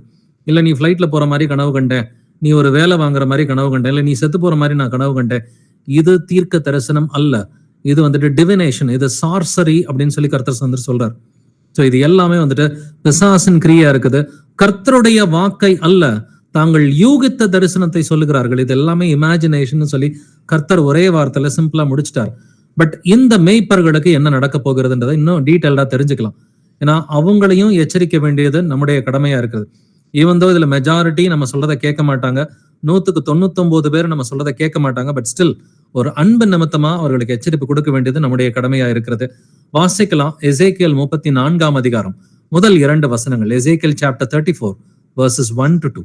கர்த்தருடைய வார்த்தை எனக்கு உண்டாக்கி, அவர் மனுபுத்திரனே, இஸ்ரவேலின் மெய்ப்பருக்கு விரோதமாக தீர்க்க தரிசனம் உரை. நீ தீர்க்க தரிசனம் உரைத்து அவர்களோட சொல்ல வேண்டியது என்னவென்றால், கர்த்தராகிய ஆண்டவர் மெய்ப்பருக்கு சொல்லுகிறார், தங்களையே மேய்க்கிற இஸ்ரவேலின் மெய்ப்பருக்கு ஐயோ, மெய்ப்பர் அல்லவா மந்தையை மேய்க்க வேண்டும். ஆமென். ஆமென். கர்த்தர் வந்துட்டு யாருக்கு தீர்க்க தரிசனம் உரைக்க சொல்லி சொல்றாரு? மெய்ப்பருக்கு விரோதமாக தீர்க்க தரிசனம் உரைன்னு சொல்லி சொல்றார். சோ இந்த தீர்க்க தரிசனங்கள் எல்லாமே பாத்தீங்கன்னா எரேமியா 23, எசேக்கியேல் 34, இது எல்லாமே வந்துட்டு மெய்ப்பர்களுக்கு விரோதமாக இருக்கிற தீர்க்க தரிசனங்களா இருக்கிறது. அவர்கள் தங்களையே மேய்க்கிற மெய்ப்பர்களா இருக்கிறார்கள், இவர்களுக்கு ஐயோ அப்படின்ற காரியத்தை வந்து கர்த்தர் பேசி இருக்கிறார்.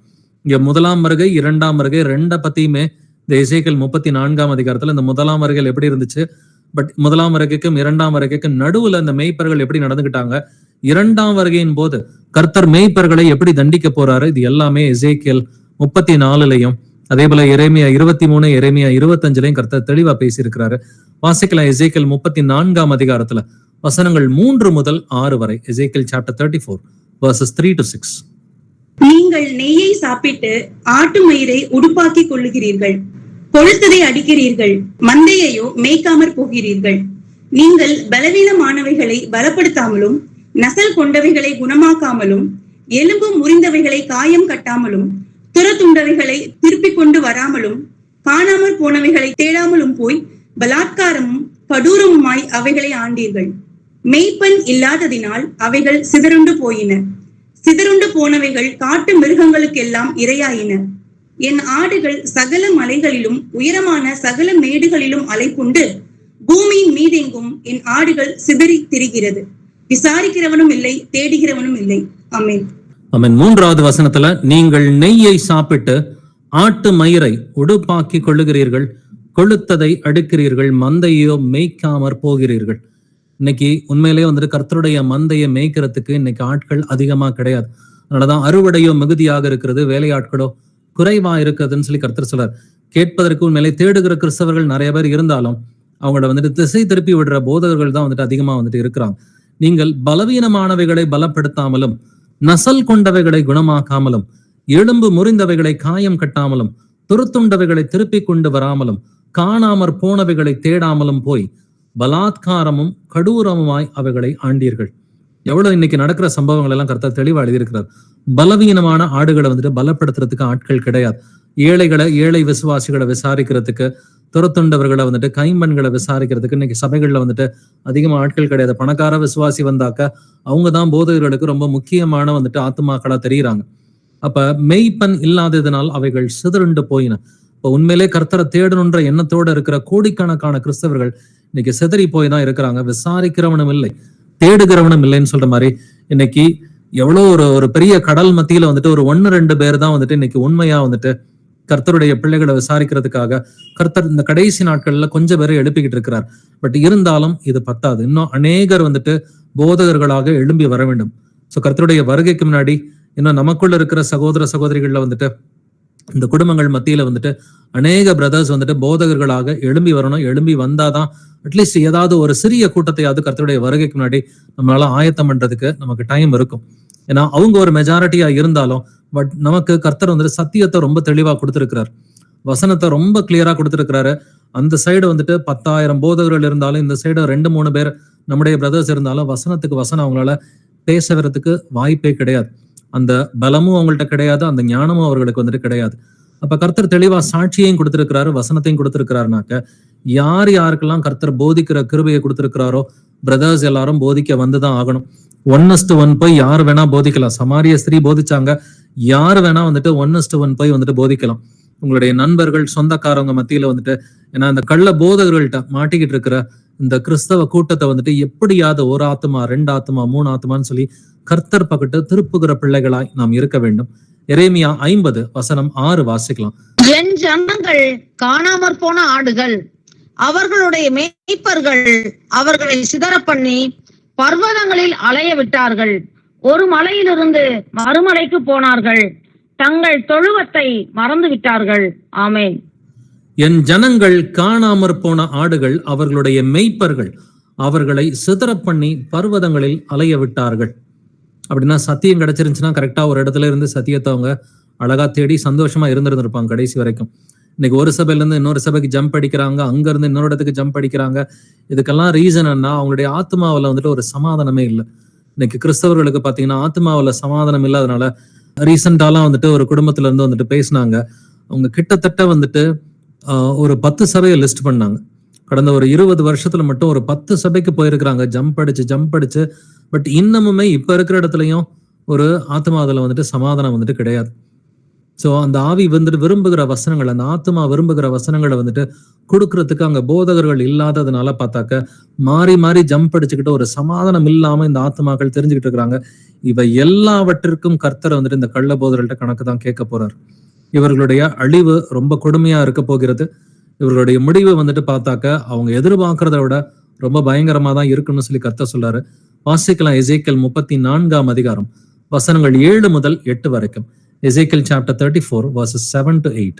ஆகையால் மெய்ப்பரே, கர்த்தருடைய வார்த்தையை கேளுங்கள். கர்த்தராகிய ஆண்டவராய் இருக்கிற நான் என் ஜீவனை கொண்டு சொல்லுகிறேன். மெய்ப்பன் இல்லாததினால் என் ஆடுகள் சூறையாகி என் ஆடுகள் காட்டு மிருகங்களுக்கெல்லாம் இரையாய் போயின. என் மெய்ப்பர்கள் என் ஆடுகளை விசாரியாமற் போனார்கள். மெய்ப்பர்கள் மந்தையை மேய்க்காமல் தங்களையே மேய்த்தார்கள். ஆமென். ஆகையால் மெய்ப்பரே, கர்த்தருடைய வார்த்தையை கேளுங்கள்னு கர்த்தர் சொல்றாரு. என் மெய்ப்பர்கள் என் ஆடுகளை விசாரியாமற் போனார்கள், மெய்ப்பர்கள் மந்தையை மேய்க்காமல் தங்களையே மேய்த்தார்கள். இன்னைக்கு அதனாலதான் நம்ம பாஸ்டர்ஸ் மத்தியில பாக்குறோம், ஒருத்தர் 10 கோடி வச்சிருக்கிறாரு, ஒருத்தர் 100 கோடி வச்சிருக்கிறாரு, ஒருத்தர் 1000 கோடி வச்சிருக்கிறாரு. சோ இந்த மெய்ப்பர்கள் ஆடுகளை மேய்க்காமல், மந்தையை மேய்க்காமல் தங்களையே மேய்த்துக் கொள்கிறார்கள்ன்றத இன்னைக்கு தெளிவா தான் பாக்குறோம். லவோதிக்கா சபையின் காலகட்டம், லவோதிக்கா சபை உச்சகட்டத்துல இருக்கிறத தெளிவாவே நம்மால் பார்க்க முடிகிறது. பட் இது எல்லாவற்றிற்கும் முடிவு சமீபமா இருக்கிறது. இன்னும் 1 வருஷமோ 2 வருஷமோ 3 வருஷமோ கர்த்தர் தாம் சொன்ன தீர்க்க தரிசனங்கள்ல மெஜாரிட்டி எல்லாத்தையும் நிறைவேற்ற போகிறார். இந்த கடைசி நாட்களிலே கர்த்தர் சொன்ன தீர்க்க தரிசனங்கள்ல உம்முடைய வருகைக்கும் இந்த உலகத்திற்கும், இந்த உலகத்தின் முடிவுக்கும் அடையாளம் என்ன அப்படின்னு அப்போஸ்தலர்கள் மத்திய 24 கேட்ட கேள்விகளுக்கு இயேசு கிறிஸ்து மத்திய 24 நிறைய பதில் சொல்லியிருக்கிறார். அந்த தீர்க்க தரிசனங்கள் எல்லாமே நிறைவேறி தீருகிற காலகட்டம் அடுத்த 1 வருஷமோ 2 வருஷமோ, மிஞ்சி போனா ஒரு 3 வருஷமோ, இதுல மெஜாரிட்டி அவருடைய வருகைக்கான தீர்க்க தரிசனங்கள்ல மெஜாரிட்டி எல்லாமே நடந்து முடிஞ்சிடும். அதுல இந்த 3ஆம் உலக போர்ன்ற ஒரு விஷயமும் நடுவுல நடக்கத்தான் போகுது. அது எப்பன்னு நமக்கு தெரியல. பட் ஸ்டில் அதுக்கான சாத்தியக்கூறுகள் எல்லாத்தையும் நம்ம பார்த்துக்கிட்டு தான் இருக்கிறோம். காசாவில் யுத்தம் நடக்குது, அது இன்னும் முடியல. அதே போல உக்ரைன்லயும் வந்துட்டு 4வது வருஷமா யுத்தம் நடந்துகிட்டு தான் வந்துட்டு இருக்குது. அதே போல சிரியாவுல யுத்தத்தை நம்ம பார்த்தோம், ஈரான்ல யுத்தத்தை வந்துட்டு பார்த்தோம். ஸோ இது எல்லாத்துமே வந்துட்டு எங்க கொண்டு போகுதுன்னா 3ஆம் உலக போருக்கு தான் கொண்டு போகுது. ஸோ ஆண்டவர் அது வரைக்கும் கொஞ்சம் டைம் கொடுத்திருக்கிறார். இந்த கள்ள போதர்கள் மனம் திரும்புறதுக்கும் கிறிஸ்தவர்களில் அநேகர் மனம் திரும்பி சத்தியத்தை ஏத்துக்கிறதுக்கு வந்துட்டு இயேசு கிறிஸ்து நீடிய பொறுமையாக காத்து கொண்டிருக்கிறார். அதுக்குள்ளார இவங்க மனம் திரும்பினா ரொம்ப நல்லது. அப்படி இல்லைன்னா நம்முடைய கடமையை நம்ம தொடர்ந்து செஞ்சுக்கிட்டே தான் இருக்கணும். லவோதிக்கேயா சபை நமக்கு எதிராக வந்துட்டு இருந்தாலும், இந்த கள்ள போதர்கள் நமக்கு விரோதமாக செயல்பட்டாலும் நம்முடைய கடமையை நம்ம பொறுமையா செஞ்சுக்கிட்டே தான் இருக்கும். எல்லாத்துக்கும் சத்தியத்தை பொறுமையா சொல்லிக்கிட்டே இருக்கலாம். வாசிக்கலாம் எசேக்கியேல் 13:8. எசேக்கியேல் 13:8. ஆகையால் கர்த்தராகிய ஆண்டவர் உரைக்கிறது என்னவென்றால், நீங்கள் அபத்தமானதை சொல்லி பொய்யானதை தரிசிக்கிறபடியினால் இதோ நான் உங்களுக்கு விரோதமானவர் என்று கர்த்தராகிய ஆண்டவர் சொல்லுகிறார். ஆமென். ஆகையால் கர்த்தராகிய ஆண்டவர் வந்துட்டு என்ன சொல்றாரு? நீங்கள் அபத்தமானதை சொல்லி பொய்யானதை தரிசிக்கிறபடியினால் இதோ நான் உங்களுக்கு விரோதமானவர்னு கர்த்தர் சொல்றார். ஸோ கொரோனா வந்த வருஷம் இவங்கெல்லாம் என்ன சொன்னாங்க? ஜனவரி 1ஆம் தேதி இந்த வருஷம் ரொம்ப சூப்பரா இருக்க போது, கர்த்தர் உங்களுக்கு எல்லாத்தையும் ரெட்டிப்பா கொடுப்பாரு, இது கோல்டன் ஆண்டு அப்படின்னு சொன்னாங்க. பட் நிறைய கிறிஸ்தவர்களுக்கு வேலை போனது மிச்சம். அந்த வருஷம் அநேக கிறிஸ்தவர்கள் கொரோனா கொள்ளை நோயினால இறந்து வந்துட்டு போயிட்டாங்க. இதை சொன்ன போதகர்கள்லயும் ஒரு சிலர் ஆளை காணும். அவங்களுக்கும் கொரோனா வந்து ஒரு சில போதகர்களும் வந்துட்டு இறந்து போயிட்டாங்க. அப்படின்னா அபத்தமானதை போதிக்கிறவர்களுக்கு கர்த்தர் என்ன சொல்றாரு? நான் உனக்கு எதிரின்னு சொல்லி சொல்றார். இவர்கள் இயேசு கிறிஸ்துவுக்கு பிள்ளைகளே கிடையாது. இவங்களை போதகர்ன்னு சொல்றது அந்த போதகர்ன்ற வார்த்தையை தீட்டுப்படுத்துற மாதிரி தான் வந்துட்டு இருக்குது. போதகர்னா எப்படி இருக்கணும்? 1 தீமோத்தி 3ஆம் அதிகாரத்தின்படி இருக்கணும். இல்ல தீத்து 1 அதிகாரத்தின்படி ஒரு போதகர்னா ஒரு பவுல போல ஒரு பேதுருவை போல வந்துட்டு கர்த்தருக்கு உண்மையா இருக்கிறவருக்கு பேரு தான் வந்துட்டு போதகர், மெய்ப்பர். அப்படின்னா வந்துட்டு ஒரு கள்ள போதகனை பார்த்து போதகர்னு சொல்றது அந்த போதகர்ன்ற வார்த்தையவே தீட்டுப்படுத்துற மாதிரி தான் இருக்கு. அதனால நாம் அந்த டெர்மினாலஜி எல்லாம் கரெக்டா யூஸ் பண்ணணும். யார் உண்மை கிறிஸ்தவர், யார் உண்மை போதகர்? ஸோ இயேசுவுக்கு கீழ்ப்படுகிறவர் தான் வந்துட்டு உண்மை கிறிஸ்தவர். இயேசுவுக்கு கீழ்ப்படிஞ்சு போதிக்கிறவர் தான் உண்மையான போதகர்.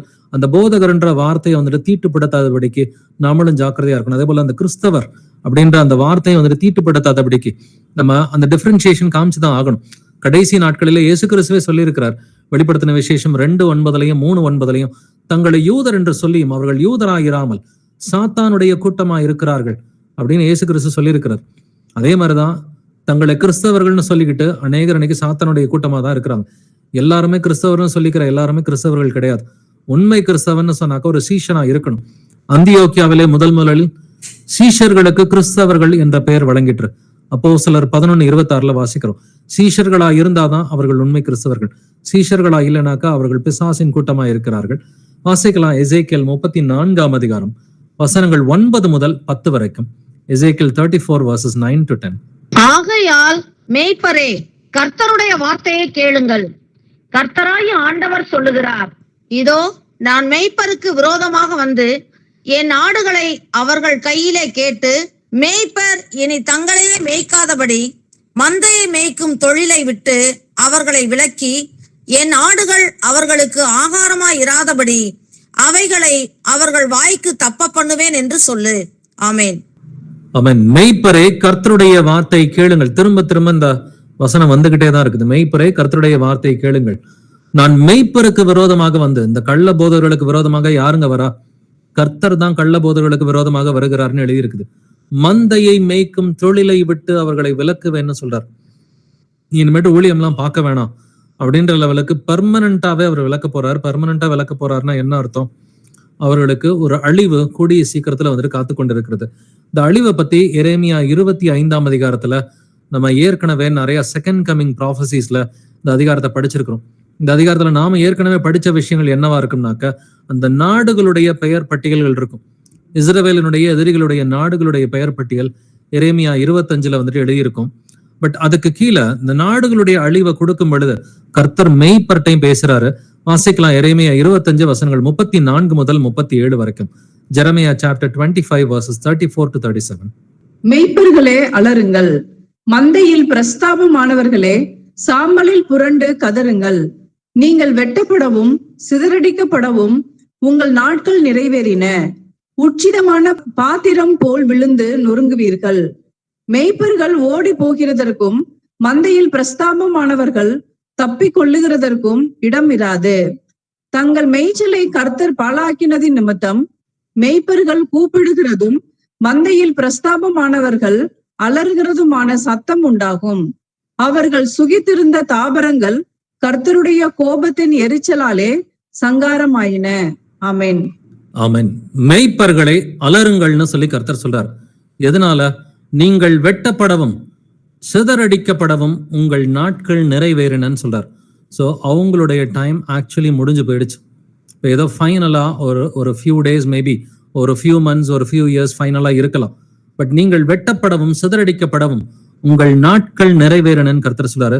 மேய்ப்பர்கள் ஓடி போகிற காலம் வந்துருச்சுன்றார். 35வது வசனத்துல மேய்ப்பர்கள் ஓடி போகிறதற்கும் இடம் இராது. ஓடி போய் தப்பிச்சுக்கலான்னு பார்த்தாலும் அதுக்கு சான்ஸ் இருக்காதுன்னு சொல்றார். தங்கள் மேய்ச்சலை கர்த்தர் பாழாக்குதன நிமித்தம். சோ கர்த்தரை அவங்களுடைய மேய்ச்சலை பாழாக்க போகிறார். அவர்கள் சுகித்திருந்த தாபரங்கள் கர்த்தருடைய கோபத்தின் எரிச்சலாலே சங்காரமாயின. கோபத்தின் எரிச்சல்ன்றது கோபாக்கினின் கலசங்களை குறிக்கிறது. சோ கர்த்தருடைய கோபத்தின் எரிச்சல் இருக்குது. இது கடைசி நாட்களிலே ஊற்றப்படுகிற இந்த கோபாக்கினின் கலசங்களா இருக்கிறது. நம்ம எந்த காலகட்டத்துல இருக்கிறோம்? வெளிப்படுத்தின விசேஷத்தை நம்ம ஆராய்ந்து பார்த்த பொழுது அந்த 7 முத்திரைகளை பத்தி நம்ம டிஸ்கஸ் பண்ணோம். அந்த 7வது முத்திரை 7 எக்காலங்களாக பிரிக்கப்பட்டிருக்கிறது. அதே போல அந்த 7வது எக்காலம் 7 கோபாக்கினின் கலசங்களாக பிரிக்கப்பட்டிருக்கிறது. இப்ப நம்ம அந்த 7வது முத்திரையில 7வது எக்காலத்துல 7வது கோபாக்கினின் கலசத்தின் காலகட்டத்துல இருக்கிறோம். அந்த ஃபைனல் ஈவெண்ட், அந்த 21 ஈவெண்ட்ல வந்துட்டு அந்த ஃபைனலான அந்த தீர்க்க தரிசனத்துடைய அந்த காலகட்டத்துல வாழ்ந்துட்டு இருக்கிறோம். இதுல 3 உலக போர்கள் நடக்கணும். அந்த 3ஆம் உலக போர் நடக்கும் பொழுது கர்த்தர் இந்த மேய்ப்பர்களை, இந்த பொல்லாத மேய்ப்பர்களை, மந்தையை மேய்க்காமல் தங்களையே மேய்க்கிற அந்த பொல்லாத மேய்ப்பர்களை கர்த்தர் சங்காரம் பண்ணுவேன்னு சொல்லியிருக்கிறாரு. அந்த காலகட்டம் சமீபமா இருக்குது. அவங்களும் வீணாக மரிப்பது கர்த்தருக்கு பிரியமில்லை. ஒருவனும் வந்துட்டு ஒரு துன்மார்க்கன் மரிக்கிறது கர்த்தருக்கு பிரியமில்லைன்னு எழுதியிருக்குது. அப்படின்னா கர்த்தருடைய பிள்ளைகளா இருக்கிற நாமளும், அவங்களும் நமக்கு தெரிஞ்ச பாஸ்டர்ஸ் யாராவது அவங்க தப்பாவே போதிச்சாலும் பரவாயில்ல, ஒரு தடவையோ 2 தடவையோ அவங்களுக்கு புத்தி சொல்லணும்னு சொல்லி ஒரு கடமை நமக்கு கர்த்தர் கொடுத்திருக்கிறார். வேத புரட்டனா இருக்கிற ஒருவனுக்கு 2 தரம் புத்தி சொன்ன பின்பு அவனை விட்டு விலகுன்னு தீத்து 3:10 எழுதியிருக்கு. ஒருவன் வேத புரட்டனா இருந்தா கூட, அவன் நல்லாவே கள்ள போதகம் போதிக்கிற ஒரு போதகனா இருந்தாலுமே அவனுக்கு ஒரு முறையோ தேவைப்பட்டா 2 முறையோ நம்ம போதிச்சுட்டு அவன் வந்துட்டு வசனத்தை ஏத்துக்கலன்னா அவனை விட்டு விலகுன்னு கர்த்தர் சொல்றாரு. வாசிக்கலாம் ஜக்கரியா 10ஆம் அதிகாரம் வசனங்கள் 2 முதல் 3 வரைக்கும். Zakariya chapter 10 verses 2 to 3. சுரூபங்கள் அபத்தமானதை சொல்லிற்று, குறி சொல்லுகிறவர்கள் பொய்யை தரித்தார்கள், சொப்பனக்காரர் வீணானதை சொல்லி வியர்த்தமாக தேற்றரவு பண்ணினார்கள். ஆகையால் ஜனங்கள் ஆடுகளைப் போல சிதறி மெய்ப்பன் இல்லாததினால் சிறுமைப்பட்டார்கள். மெய்ப்பருக்கு விரோதமாக என் கோபம் உண்டது, கடாக்களை தண்டித்தேன். சேனைகளின் கர்த்தர் யூதா வம்சத்தாராகிய தமது மந்தையை விசாரித்து அவர்களை யுத்தத்திலே தமது சிறந்த குதிரையாக நிறுத்துவார். ஆமென். இது கடைசி நாட்களுக்காக கொடுக்கப்பட்ட தீர்க்க தரிசனங்க. ஏன்னா யூதா வம்சத்தாரை தமது சிறந்த குதிரையாக யுத்தத்திலே நிறுத்துவார்னு சொல்லி கர்த்தர் வந்துட்டு சொல்றார். அப்படின்னா இது கடைசி நாட்கள்ல தான் 1948க்கு பிறகுதான் அந்த இஸ்ரவேல் தேசம், யூதர்கள், ஜூஸ்ன்னு சொல்றோம் இல்லைங்களா, அந்த யூதர்கள் வந்துட்டு யுத்தத்திலே சிறந்த குதிரையாக நிற்பது கடைசி நாட்கள்ல தான். சுரூபங்கள் அபத்தமானதை சொல்லிட்டு, சுரூபங்கள் எல்லாம் இன்னைக்கு இஸ்ரவேல் தேசத்துல இல்ல, அது எல்லாத்தையும் கர்த்தர் எடுத்து போட்டுட்டார். பட் 3வது வசனத்துல மெய்ப்பருக்கு விரோதமாக என் கோபம் மூண்டதுன்னு கர்த்தர் சொல்றார். இந்த கடைசி நாட்களிலே 1948க்கு பிறகு மெய்ப்பர்கள் மீது கர்த்தருடைய கோபம் மூண்டது. இந்த 3ஆம் உலக போரின் காலகட்டத்துல வந்துட்டு எப்பொழுது வந்துட்டு இந்த யூதா தேசம் யுத்தத்திலே சிறந்த குதிரையாக நிற்கிறதோ அப்பொழுது கர்த்தருடைய கோபம் யார் மேல இருக்கும்? இந்த கள்ள போதகர்கள் மேல இருக்கும்னு கர்த்தர் சொல்றார். இப்ப நம்ம இஸ்ரவேலுக்கும் அந்த ஈரானுக்கும் நடந்த சண்டையை பார்த்தோம். வெறும் 12 நாள்ல வந்துட்டு ஈரான் போன்ற ஒரு பெரிய நாடை வந்துட்டு மெஜாரிட்டி அவங்களுடைய நியூக்ளியர் வார் ஹெட்ஸ்ல இருந்து ஆரம்பிச்சு அவங்களுடைய மேஜரான வந்துட்டு பாலிஸ்டிக் மிசைல்ஸ் எல்லாத்தையுமே இவங்க அழிச்சிட்டாங்க. வெறும் 12 நாள் தான். அப்ப இஸ்ரவேல் தேசத்தை, யூதாவை தமது சிறந்த குதிரையாக அவர் வைத்திருக்கிறார். அப்படின்னா இந்த ஒரு காலகட்டத்துல கர்த்தருடைய கோபம் யார் மேல இருக்கும்? இந்த மேய்ப்பர்கள் மேல இருக்கும். அவர்களையுமே எல்லாருமே மனம் திரும்பிட்டா ரொம்ப சந்தோஷம்தான். அட்லீஸ்ட் ஒரு பாதி பேரும் மனம் திரும்பினாலும் நல்லதுதான். இல்ல எங்கிட்டாவது ஒருத்தரோ 2 பேரோ மனம் திரும்பினாலும் அதுவும் சந்தோஷம்தான். பட் அவர்களோட போய் போராட வேண்டாம். அதையும் நம்ம தெரிஞ்சுக்கணும். அவர்களோட போய் 10 தடவை 20 தடவைன்னு சொல்லி அவங்களோட போராட வேண்டாம். அவங்க கேத்தலிக் பிரீஸ்டா இருக்கலாம், இல்ல ஒரு ப்ரொட்டஸ்டன்ட் பாஸ்டர்ஸா வந்துட்டு இருக்கலாம். யாரா இருந்தாலும் 1 தடவை 2 தடவை பேசினாக்க போதும். நம்ம மிஞ்சின நீதிமானா இருக்கக்கூடாதுன்னு கர்த்தர் சொல்றார். ஒரு முறையோ, ஏன்னா வேத புரட்டனாய் ஒருவன் இருந்தால் அவன்கிட்ட ஒரு தடவையோ 2 தடவையோ அவனுக்கு புத்தி சொன்னாக்க போதும். 5 தடவை 10 தடவை 20 தடவை சொன்னாக்க அவர் என்ன சொல்றாரு வந்துட்டு, பன்றிகளுக்கு முன் முத்துக்களை போடாதீர்கள்ன்றார் இல்லைங்களா? பன்றிகள்ன்றது வந்துட்டு யார சொல்றாரு? கள்ள போதர்களை தான் சொல்றாரு. பன்றிகளுக்கு முன்னாடி முத்துக்களை போடாதீங்க. கள்ள போதர்கள்ட்ட போய் கர்த்தருடைய வசனத்தை நீங்க 5 தடவை 10 தடவைன்னு சொன்னாக்க அது என்ன பண்ணுமா? அதுக்கு அதனுடைய வேல்யூ வந்துட்டு தெரியாது. உங்களையும் பீறி போடும்னு எழுதியிருக்கு. ஸோ உங்களை பீறி போடுற மாதிரி தான் அவர்களுடைய வார்த்தையோ செய்கையோ இருக்கும். தேவைப்பட்டா 1 முறையோ 2 முறையோ அவங்கள்ட்ட பேசுங்க. 2 முறைக்கு மேல பேச வேண்டிய கட்டாயம் நமக்கு இல்ல. நம்மள கர்த்தர் கேள்வி கேட்க மாட்டார். 1 முறையோ 2 முறையோ வசனத்தை வச்சு அவங்கள அன்போட கன்ஃபரண்ட் பண்ணி நம்ம கேள்வி கேட்கலாம். மனந்திருமனா சரி, மனந்திருமலாம் கர்த்தர் பார்த்துக்கு வரணும்னு நம்ம விட்டுறலாம். வாசிக்கலாம் எசேக்கியேல் 34ஆம் அதிகாரம் வசனங்கள் 11 முதல் 16 வரை. எசேக்கியேல் chapter 34 verses 11 to 16. கர்த்தராகிய ஆண்டவர் சொல்லுகிறது என்னவென்றால், இதோ நானே என் ஆடுகளை விசாரித்து அவைகளை தேடி பார்ப்பேன். ஒரு மேய்ப்பன் சிதறுண்ட தன் ஆடுகளின் நடுவே இருக்கிற நாளில் தன் மந்தையை தேடிக் கொண்டிருக்கிறது போல நான் என் ஆடுகளை தேடி மப்பும் மந்தாரமான நாளிலே அவைகள் சிதறுண்டு போன எல்லா இடங்களிலும் இருந்து அவைகளை தப்பி வரப்பண்ணி அவைகளை ஜனங்களிடத்திலிருந்து புறப்படவும் தேசங்களிலிருந்து சேரவும் பண்ணி அவைகளுடைய சுய தேசத்திலே அவைகளை கொண்டு வந்து இஸ்ரவேல் மலைகளின் மேலும் ஆறுகள் அண்டையிலும் தேசத்தின் சகல வாசஸ்தலங்களிலும் அவைகளை மேய்ப்பேன். அவைகளை நல்ல மேய்ச்சலிலே மேய்ப்பேன். இஸ்ரவேலுடைய உயர்ந்த மலைகளில் அவைகளுடைய தொழுவம் இருக்கும். அங்கே அவைகள் நல்ல தொழுவத்தில் படுத்துக்கொள்ளும்.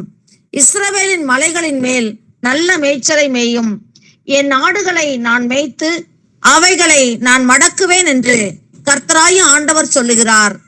நான் காணாமற் போனதை தேடி துரத்துண்டதை திரும்ப கொண்டு வந்து எலும்பு முறிந்ததை காயங்கட்டி நசல் கொண்டதை திடப்படுத்துவேன்.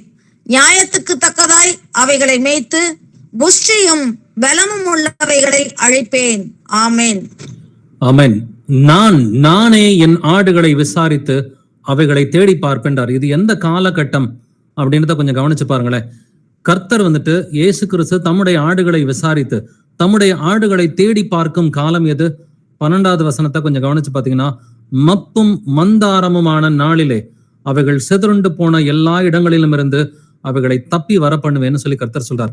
அப்ப நம்ம நல்லா கரெக்டா புரிஞ்சுக்கணும். அப்ப யாரு உண்மை உள்ள ஒரு மேய்ப்பன் அப்படின்னு சொன்னா, பணத்துக்காக அவன் போதிக்க கூடாது. ஒருத்தன் பணத்துக்காக போதிக்கிறான்னா அவன் போதகனே கிடையாது. ஒருத்தன் பெருமைக்காக போதிக்கிறான்னா அவன் போதகனே வந்துட்டு கிடையாது. சத்தியத்துக்கு விரோதமா அவன் வந்துட்டு தசம பாகமோ காணிக்கையோ இல்ல திருத்துவத்தை போதிக்கிறான், இல்ல ரகசிய வருகையோ ஒருத்தன் போதிக்கிறான் அப்படின்னு சொன்னா அவன் போதகனே கிடையாது. அவனுடைய ப்ரீச்சிங்கை பார்க்கறதே முதல்ல தப்புன்றதை நாமளும் நல்லா தெரிஞ்சுக்கணும். ஏன்னா அநேக விதமான அந்நிய போதனைகளிலே அழைப்புண்டு திரியாதிருங்கள்னு சொல்லி வேதம் சொல்லுது. காற்றிலே அடிக்கிறவர்களை போல அந்த போதனை இந்த போதனைன்னு சொல்லி நம்ம வந்துட்டு யூடியூபை திறந்தாக்க கோடிக்கணக்கான போதனைகள், கோடிக்கணக்கான வீடியோஸ் வந்துட்டு இருக்குது. அப்ப அது எல்லாத்தையும் பார்த்துட்டு நம்மளை நாமளே குழப்பிக்கிட்டோம் நம்ம தெரியக்கூடாது. ஸோ நமக்கு கர்த்தர் சத்தியத்தை வெளிப்படுத்திட்டாரா, முதல்ல பைபிள் எடுத்து நம்ம வாசிக்கணும். வேதத்தை எடுத்து வாசிங்க. வீட்டுல பைபிள் ஸ்டடி பண்ணுங்க, பர்சனல் ப்ரேயர் பண்ணுங்க, ஃபேமிலி ப்ரேயர் பண்ணுங்க. குடும்பத்துல வேதத்தை ஆராய்ந்து பார்க்கிற பிள்ளைகளா, தனிப்பட்ட முறையிலும் குடும்பமாக ஆராய்ந்து பார்க்கிற பிள்ளைகளா இருக்கணும். ஏன்னா சபையில நம்ம ஆராய்ந்து பார்த்துக்கிட்டு தான் இருக்கிறோம். சபையாக தினந்தோறும் வேதத்தை ஆராய்ந்து பார்க்கிறோம். நம்ம ஒவ்வொரு வந்துட்டு அந்த சபை கூடுதல்லையும் வந்துட்டு வேதத்தை ஆராய்ந்து பார்த்துக்கு தான் இருக்கிறோம். நம்ம சபையாக ஜெபிக்கிறோம். பட் தனிப்பட்ட முறையில வேதத்தை ஆராய்ந்து பார்க்கிறோமா? ஸோ இன்னமும் கள்ள போதர்களுடைய வீடியோவை நம்ம பார்த்துக்கிட்டு தான் இருக்கிறோமா? ரகசிய வருகையை போதிக்கிறவங்க, இல்ல திருத்துவத்தை போதிக்கிறவங்க, இல்ல இயேசு கிறிஸ்துவை அவமானப்படுத்துறவங்க, இல்ல தசமபாகம் காணிக்கையை முன்னிலைப்படுத்தி தசமபாகத்துக்காக காணிக்கைக்காக போதிக்கிறவங்க, இல்ல சர்ச்சு கட்டி வந்துட்டு வழிபடுறவங்க, இவங்களுடைய போதனையை நம்ம பார்க்கிறோமா? இந்த மாதிரி கள்ள போதர்களுடைய போதனை பின்னாடி நம்ம போறோமா? அது நமக்கு தேவை இல்லைன்றத கர்த்தர் வந்துட்டு வெளிப்படுத்துறாரு. ஏன்னா அவர்களால ஆடுகள் சிதறி போயிருக்குது. சோ மப்பும் மந்தாரமுமான நாளிலே அவைகள் சிதறுண்டு போன எல்லா இடங்களிலிருந்து அவைகளை தப்பி வர பண்ணுவேன்றார். இந்த மப்பும் மந்தாரமான நாள் எதுங்க? இது கர்த்தருடைய 2ஆம் வருகையின் காலகட்டத்தை குறிக்கிறது தான் மப்பும் மந்தாரமுமான நாள். அவைகளின் நல்ல மேய்ச்சலிலே மேய்ப்பென்றார். கர்த்தருடைய வருகைக்கு பின்னாடி அவரே நமக்கு மேய்ப்பரா இருந்து அவருடைய ஆடுகளா இருக்கிற நம்மை வந்துட்டு நல்ல மேய்ச்சலை மேய்ப்பென்றாரு. என் ஆடுகளை நான் மேய்த்து நானே அவைகளை மடக்கு வேண்டார். நான் காணாமற் போனவைகளை தேடி துரத்துண்டதை திருப்பி கொண்டு வந்து எலும்பு முறிந்ததை காயம் கட்டி நசல் கொண்டதை திடப்படுத்த வேண்டார். இன்னைக்கு நசல் கொண்ட ஆடுகளை திடப்படுத்துறதுக்கு இன்னைக்கு அநேக போதகர்கள் வந்துட்டு கிடையாது. எவ்வளவோ ஏழைகள் வந்துட்டு விதவைகள், அனாதைகள் வந்துட்டு இன்னைக்கு குறிப்பா வந்துட்டு பணம் இல்லாதவங்க எல்லாம் வந்துட்டு எங்களை பாஸ்டர் கண்டுக்கிறதே இல்லை அப்படின்னு சொல்லி கண்ணீரோட வந்துட்டு நிறைய பேர் சொல்றாங்க. பட் ஒரு சின்ன செய்திக்கு கூட அன்னைக்கு கூட ஒரு பிரதர் ஃபோன் பண்ணி சொன்னார், ஒரே ஒரு அரை மணி நேரம் செய்தி வந்துட்டு கேட்கணும்னா கூட 2250 ரூபாய் எங்க பாஸ்டர் வந்துட்டு கேட்கிறாரு. மாதம் சந்தாவா 4 வருஷம் கட்டியிருக்கிறேன்னு சொல்லி ரொம்ப வருத்தப்பட்டார். நான் ஒரு சாதாரண தொழிலாளி தான், இருந்தாலும் வந்துட்டு அந்த பாஸ்டருடைய மெசேஜை கேட்கறதுக்கு அந்த வாட்ஸ்அப்ல சேர்றதுக்கு 2250 ரூபாய் மாசம் 4 வருஷமா கட்டியிருக்கிறேன். ரொம்ப துக்கப்பட்டார் வந்துட்டு. அப்ப இதை போன்ற ஆடுகளை வந்துட்டு அவங்க கடிச்சு முழுங்கிதான் வந்துட்டு தங்களையே அவர்கள் மேய்த்து கொண்டிருக்கிறார்கள். பட் கர்த்தர் இந்த ஆடுகளுக்கு வந்துட்டு அவர் விசாரிக்கும் காலம் அது சமீபத்தில் இருக்கிறது. வாசிக்கலாம் சக்கரியா 11ஆம் அதிகாரம் வசனங்கள் 3 முதல் 5 வரைக்கும். Zakariya chapter 11 verses 3 to 5. மேய்ப்பர்களின் மகிமை அழிந்து போனபடியால் அவர்கள் அலறுகிற சத்தம் கேட்கப்படுகிறது. யோர்தானின் பெருமை அழிந்து போனபடியால் பால சிங்கங்கள் கர்ஜிக்கிற சத்தம் கேட்கப்படுகிறது. என் தேவனாகிய கர்த்தர் சொல்லுகிறது என்னவென்றால், கொலையுண்கிற ஆடுகளை மேய்க்க கடவாய். அவைகளை உடையவர்கள் அவைகளை கொன்று போட்டு தங்களுக்கு குற்றமில்லை என்று எண்ணுகிறார்கள். அவைகளை விற்கிறவர்கள் கர்த்தருக்கு சோஸ்திரம், நாங்கள் ஐஸ்வர்யம் உள்ளவர்கள் ஆனோம் என்கிறார்கள். அவைகளை மேய்க்கிறவர்கள் அவைகள் மேல் இரக்கம் வைக்கிறதில்லை. ஆமென். மேய்ப்பர்களின் மகிமை அழிந்து போனபடியால் அவர்கள் அலறுகிற சத்தம் கேட்கப்படுகிறது. அவர்கள் அலறுகிற காலம் வந்துட்டு ரொம்ப சமீபமா இருக்குது. ஏற்கனவே ஒரு கூட்டம் அலறிட்டாங்க. எப்ப கொரோனா டைம்ல பாத்தீங்கன்னா பாஸ்டர்ஸ் மீட்டிங்லாம் வந்து நாங்க போயிருந்தப்ப அநேக பாஸ்டர்ஸ் ஸ்டேஜ்ல கண்ணீர் விட்டு அழுதுகிட்டு இருந்தாங்க. கொரோனா வந்துருச்சு, இந்த பாஸ்டர் இறந்துட்டாரு, அந்த பாஸ்டர் இறந்துட்டாருன்னு சொல்லி. பட் வியாதியஸ்தர்கள் மேல் கைகளை வைக்கும் பொழுது அவர்கள் சொஸ்தமாவார்கள்னு வேதம் சொல்லுது. அந்த வசனங்களை விசுவாசிக்கிறதுக்கு இவர்கள் எல்லோரும் மந்த இருதயம் உள்ளவர்களா இருக்கிறார்கள். அன்னைக்கே வந்துட்டு அந்த கூட்டத்திலே கடிஞ்சுக்கிட்டோம். இந்த வசனத்தெல்லாம் விசுவாசிக்கிறதுக்கு உங்களுக்கு எல்லாம் உணர்வுள்ள இருதயமே இல்லையா? வியாதியஸ்தன் மேல கையை வச்சு ஜெபிக்க வேண்டியதானே அப்படின்னு சொன்னதுக்கு பாஸ்டர்ஸ் மீட்டிங்ல அதை விசுவாசிக்கிறதுக்கு அநேகர் கிடையாது. கொரோனா பேஷண்ட் மேல கை வச்சா நமக்கும் கொரோனா வந்துடும் பிரதர் இப்படின்னு சொன்ன பாஸ்டர்ஸ் எல்லாம் வந்துட்டு நிறைய பேர் இருக்கிறாங்க. அப்ப மெய்ப்பர்களின் மகிமையை வந்துட்டு கூடிய சீக்கிரத்தில் அழிய போகிறது. அவர்கள் அலறுகிற சத்தத்தை வந்துட்டு ஏற்கனவே கொரோனா பீரியட்லயும் வந்துட்டு ஒரு பங்கு கேட்டுட்டோம். பட் இது ஒரு பெரிய அலறுதல் வந்துட்டு கூடிய சீக்கிரத்துல 3ஆம் உலக போரின் காலகட்டத்துல நடக்க போகிறது. கர்த்தர் சொல்றாரு தெளிவாவே, துன்மார்க்கரை சங்கரிப்பேன்னு சொல்லியிருக்கிறார். அப்ப துன்மார்க்கரா இருந்தா ஒரு பெரிய சங்காரம் காத்துக்கிட்டு இருக்குது. அதுக்கு முன்னாடி நம்முடைய கடமை அவங்களுக்கு கொஞ்சம் சத்தியத்தை அறிவிச்சு எங்கேயாவது இவங்க மனம் திரும்புவாங்களா அப்படின்னு சொல்லி நம்ம செக் பண்ணி பார்க்கலாம். வாசிக்கலாம் சக்கரியா 13ஆம் அதிகாரம் 2வது வசனம். சக்கரியா 13:2. அந்நாளிலே நான் விக்கிரகங்களின் பேரும் தேசத்தில் இராதபடிக்கு அழிப்பேன். அவைகள் இனி நினைக்கப்படுவதில்லை. தரிசனம் சொல்லுகிறவர்களையும் அசுத்த ஆவியையும் தேசத்திலிருந்து போய்விடவும் பண்ணுவேன் என்று சேனைகளின் கர்த்தர் சொல்லுகிறார். ஆமென். ரொம்ப ரொம்ப முக்கியமான வசனம் பிரதர்ஸ் அண்ட் சிஸ்டர்ஸ். அவைகள் இனி நினைக்கப்படுவதும் இல்லை. தரிசனம் சொல்லுகிறவர்களையும் அசுத்த ஆவியையும் தேசத்திலிருந்து போய்விடவும் பண்ணுவேன். தரிசனம் சொல்றவங்கள்ட்ட என்ன இருக்குமா? அசுத்த ஆவி இருக்கும்னு கர்த்தர் சொல்றார். இந்த இங்கிலீஷ்ல படிச்சு பாத்தீங்கன்னா, I'll cause the prophets and the unclean spirit to pass out of the land. அப்ப அசுத்த ஆவிகள் யார்கிட்ட இருக்குது? தரிசனம் சொல்லுகிற பொய்யான மேய்ப்பர்கள்ட்ட, பொய்யான கள்ள போதர்கள்ட்ட என்ன இருக்கும்? அசுத்தாவிகள் தான் இருக்கும். அவங்க வீடியோ நீங்க பாத்தீங்கன்னாலும் அதன் மூலமா அசுத்தாவி உங்களை வந்துட்டு துன்பப்படுத்தும். நீங்க சத்தியத்தை அறிவிக்கிறவங்கள்ட்ட எவ்வளவு வேணா நீங்க 10 மணி நேரம் கூட அந்த சத்தியம் உள்ள அந்த வசனங்களை நீங்க கேட்டலாம், ஒன்றும் பிரச்சனையே இருக்காது. பட் அசுத்தமா இருக்கிறவங்க, குறிப்பா கள்ள போதகர்கள், திருத்துவத்தை போதிக்கிறவங்க, ரகசிய வருகையை போதிக்கிறவங்க, தசமபாவம் காணிக்கையை போதிக்கிறவங்க, இந்த வீடியோஸ் நீங்க கேட்டீங்கன்னா வசனம் சொல்ற மாதிரி தான் தெரியும். பட் கேட்டீங்கன்னு சொன்னாக்கா அதன் மூலமா அசுத்தாவி வந்துட்டு உங்களை வந்துட்டு டெம்டேஷனுக்குள்ளார வந்துட்டு தள்ளும். ஏதாவது ஒரு பாவத்துல இல்ல ஒரு கள்ள போதனைக்குள்ளார தள்ளுற மாதிரி இருக்கும். ஏன்னா அசுத்தாவிகள் யார்கிட்ட இருக்கும்? கள்ள போதர்கள்ட்ட அசுத்தாவி இருக்கும்னு சொல்லி சக்கரியா 13:2 தெளிவாவே கர்த்தர் சொல்றாரு. தரிசனம் சொல்லுகிறவர்களையும் அசுத்த ஆவியையும் தேசத்திலிருந்து போய்விடவும் பண்ணுவேன்றார். கர்த்தர் வந்துட்டு அசுத்தாவியை விரட்டுறது எப்படி? அந்த ஃபால்ஸ் ப்ராஃபட்ஸ் விரட்டுறதன் மூலமா அசுத்தாவியை சேர்த்து விரட்டாரு. I will cause the prophets and the unclean spirit to pass out of the land. But இயேசு கிறிஸ்து இதை பத்தி தெளிவாவே பேசியிருக்கிறார். இந்த வசனத்தோட நம்ம முடிக்கலாம். லூக்கா 12ஆம் அதிகாரம் 45 முதல் 46 வசனங்களை வாசிக்கலாம். Look chapter 12 verses 45 to 46. அந்த ஊழியக்காரனோ என் எஜமான் வர நாள் செல்லும் என்று தனக்குள்ளே சொல்லிக்கொண்டு வேலைக்காரரையும் வேலைக்காரிகளையும் அடிக்கவும் புசித்து குடித்து வெறிக்கவும் தலைப்பட்டால், அவன் நினையாத நாளிலும் அறியாத நேரத்திலும் அந்த ஊழியக்காரனுடைய எஜமான் வந்து அவனை கடினமாய் தண்டித்து உண்மை இல்லாதவர்களோட அவனுக்கு பங்கை நியமிப்பான். ஆமென். அந்த ஊழியக்காரனும் என் எஜமான் வர நாள் செல்லும் என்று தனக்குள்ளே சொல்லிக்கொண்டு வேலைக்காரரையும் வேலைக்காரிகளையும் அடிக்கவும் புசித்து குடித்து வெறிக்கவும் தலைப்பட்டாள். இயேசு இப்ப எல்லாம் வரமாட்டாரு, இன்னொரு 50 வருஷம் கழிச்சு வருவார், இன்னொரு 100 வருஷம் கழிச்சு வருவாரு, நாம வழக்கம் போல நல்ல சந்தோஷமா இருக்கலான்ட்டு நிறைய பாஸ்டர்ஸ் கர்த்தருடைய வருகையை பத்தி கவலையே இல்லாம இருக்கிறாங்க. என் எஜமான் வர நாள் செல்லும், இந்த வார்த்தையை தான் இன்னைக்கு அநேகர் சொல்லாம சொல்லிக்கிட்டு இருக்கிறாங்க. அப்படின்னா அவங்களுக்கு வந்துட்டு கர்த்தர் என்ன சொல்றாரு, அவன் நினையாத நாளிலும் அறியாத நேரத்திலும் அந்த ஊழியக்காரனுடைய எஜமான் வந்து அவனை கடினமாய் தண்டித்து, அப்ப உண்மை இல்லாதவர்களோட அவனுக்கு பங்கை நியமிப்பான்னு எழுதியிருக்கு. நாம கர்த்தருக்காக காத்திருக்கிற பிள்ளைகளா இருக்கிறோம். அந்த காலகட்டத்தை கர்த்தர் நமக்கு வெளிப்படுத்தி இருக்கிறார் அவருடைய கிருபையினால. பட் அவர் இப்பெல்லாம் வரமாட்டார். அவர் வருவார் என்று சொல்கிற வாக்குத்தத்தம் எங்கே? 2 பேதுரு 3ஆம் அதிகாரத்துல அவர் வருவார் என்று சொல்கிற வாக்குத்தத்தம் எங்கே? இவர்களுடைய நடத்தை இப்படிதான் இருக்கும். கள்ள கிறிஸ்தவர்களும் கள்ள போதர்களுடைய நடத்தை எப்படி இருக்கும்?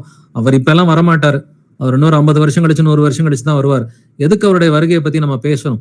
இப்படி பாஸ்டர்ஸே எங்கிட்ட பர்சனலாவே பேசியிருக்கிறாங்க. இயேசு இப்ப எல்லாம் வரமாட்டாரு அப்படின்னு சொல்லி தமிழ்நாட்டுல இருக்கிற பெரிய போதர்கள் அநேகர் நினைக்கிறவங்க அவங்க பிரைவேட் கான்வர்சேஷன்ல இயேசு கிறிஸ்து இப்ப எல்லாம் வரமாட்டாருன்றத ஓப்பனாவே பேசியிருக்கிறாங்க. கர்த்தருடைய வருகையில இன்னைக்கு அநேக போதகர்களுக்கு அவங்களுக்கு விருப்பமும் கிடையாது, அதுல விசுவாசமும் கிடையாது.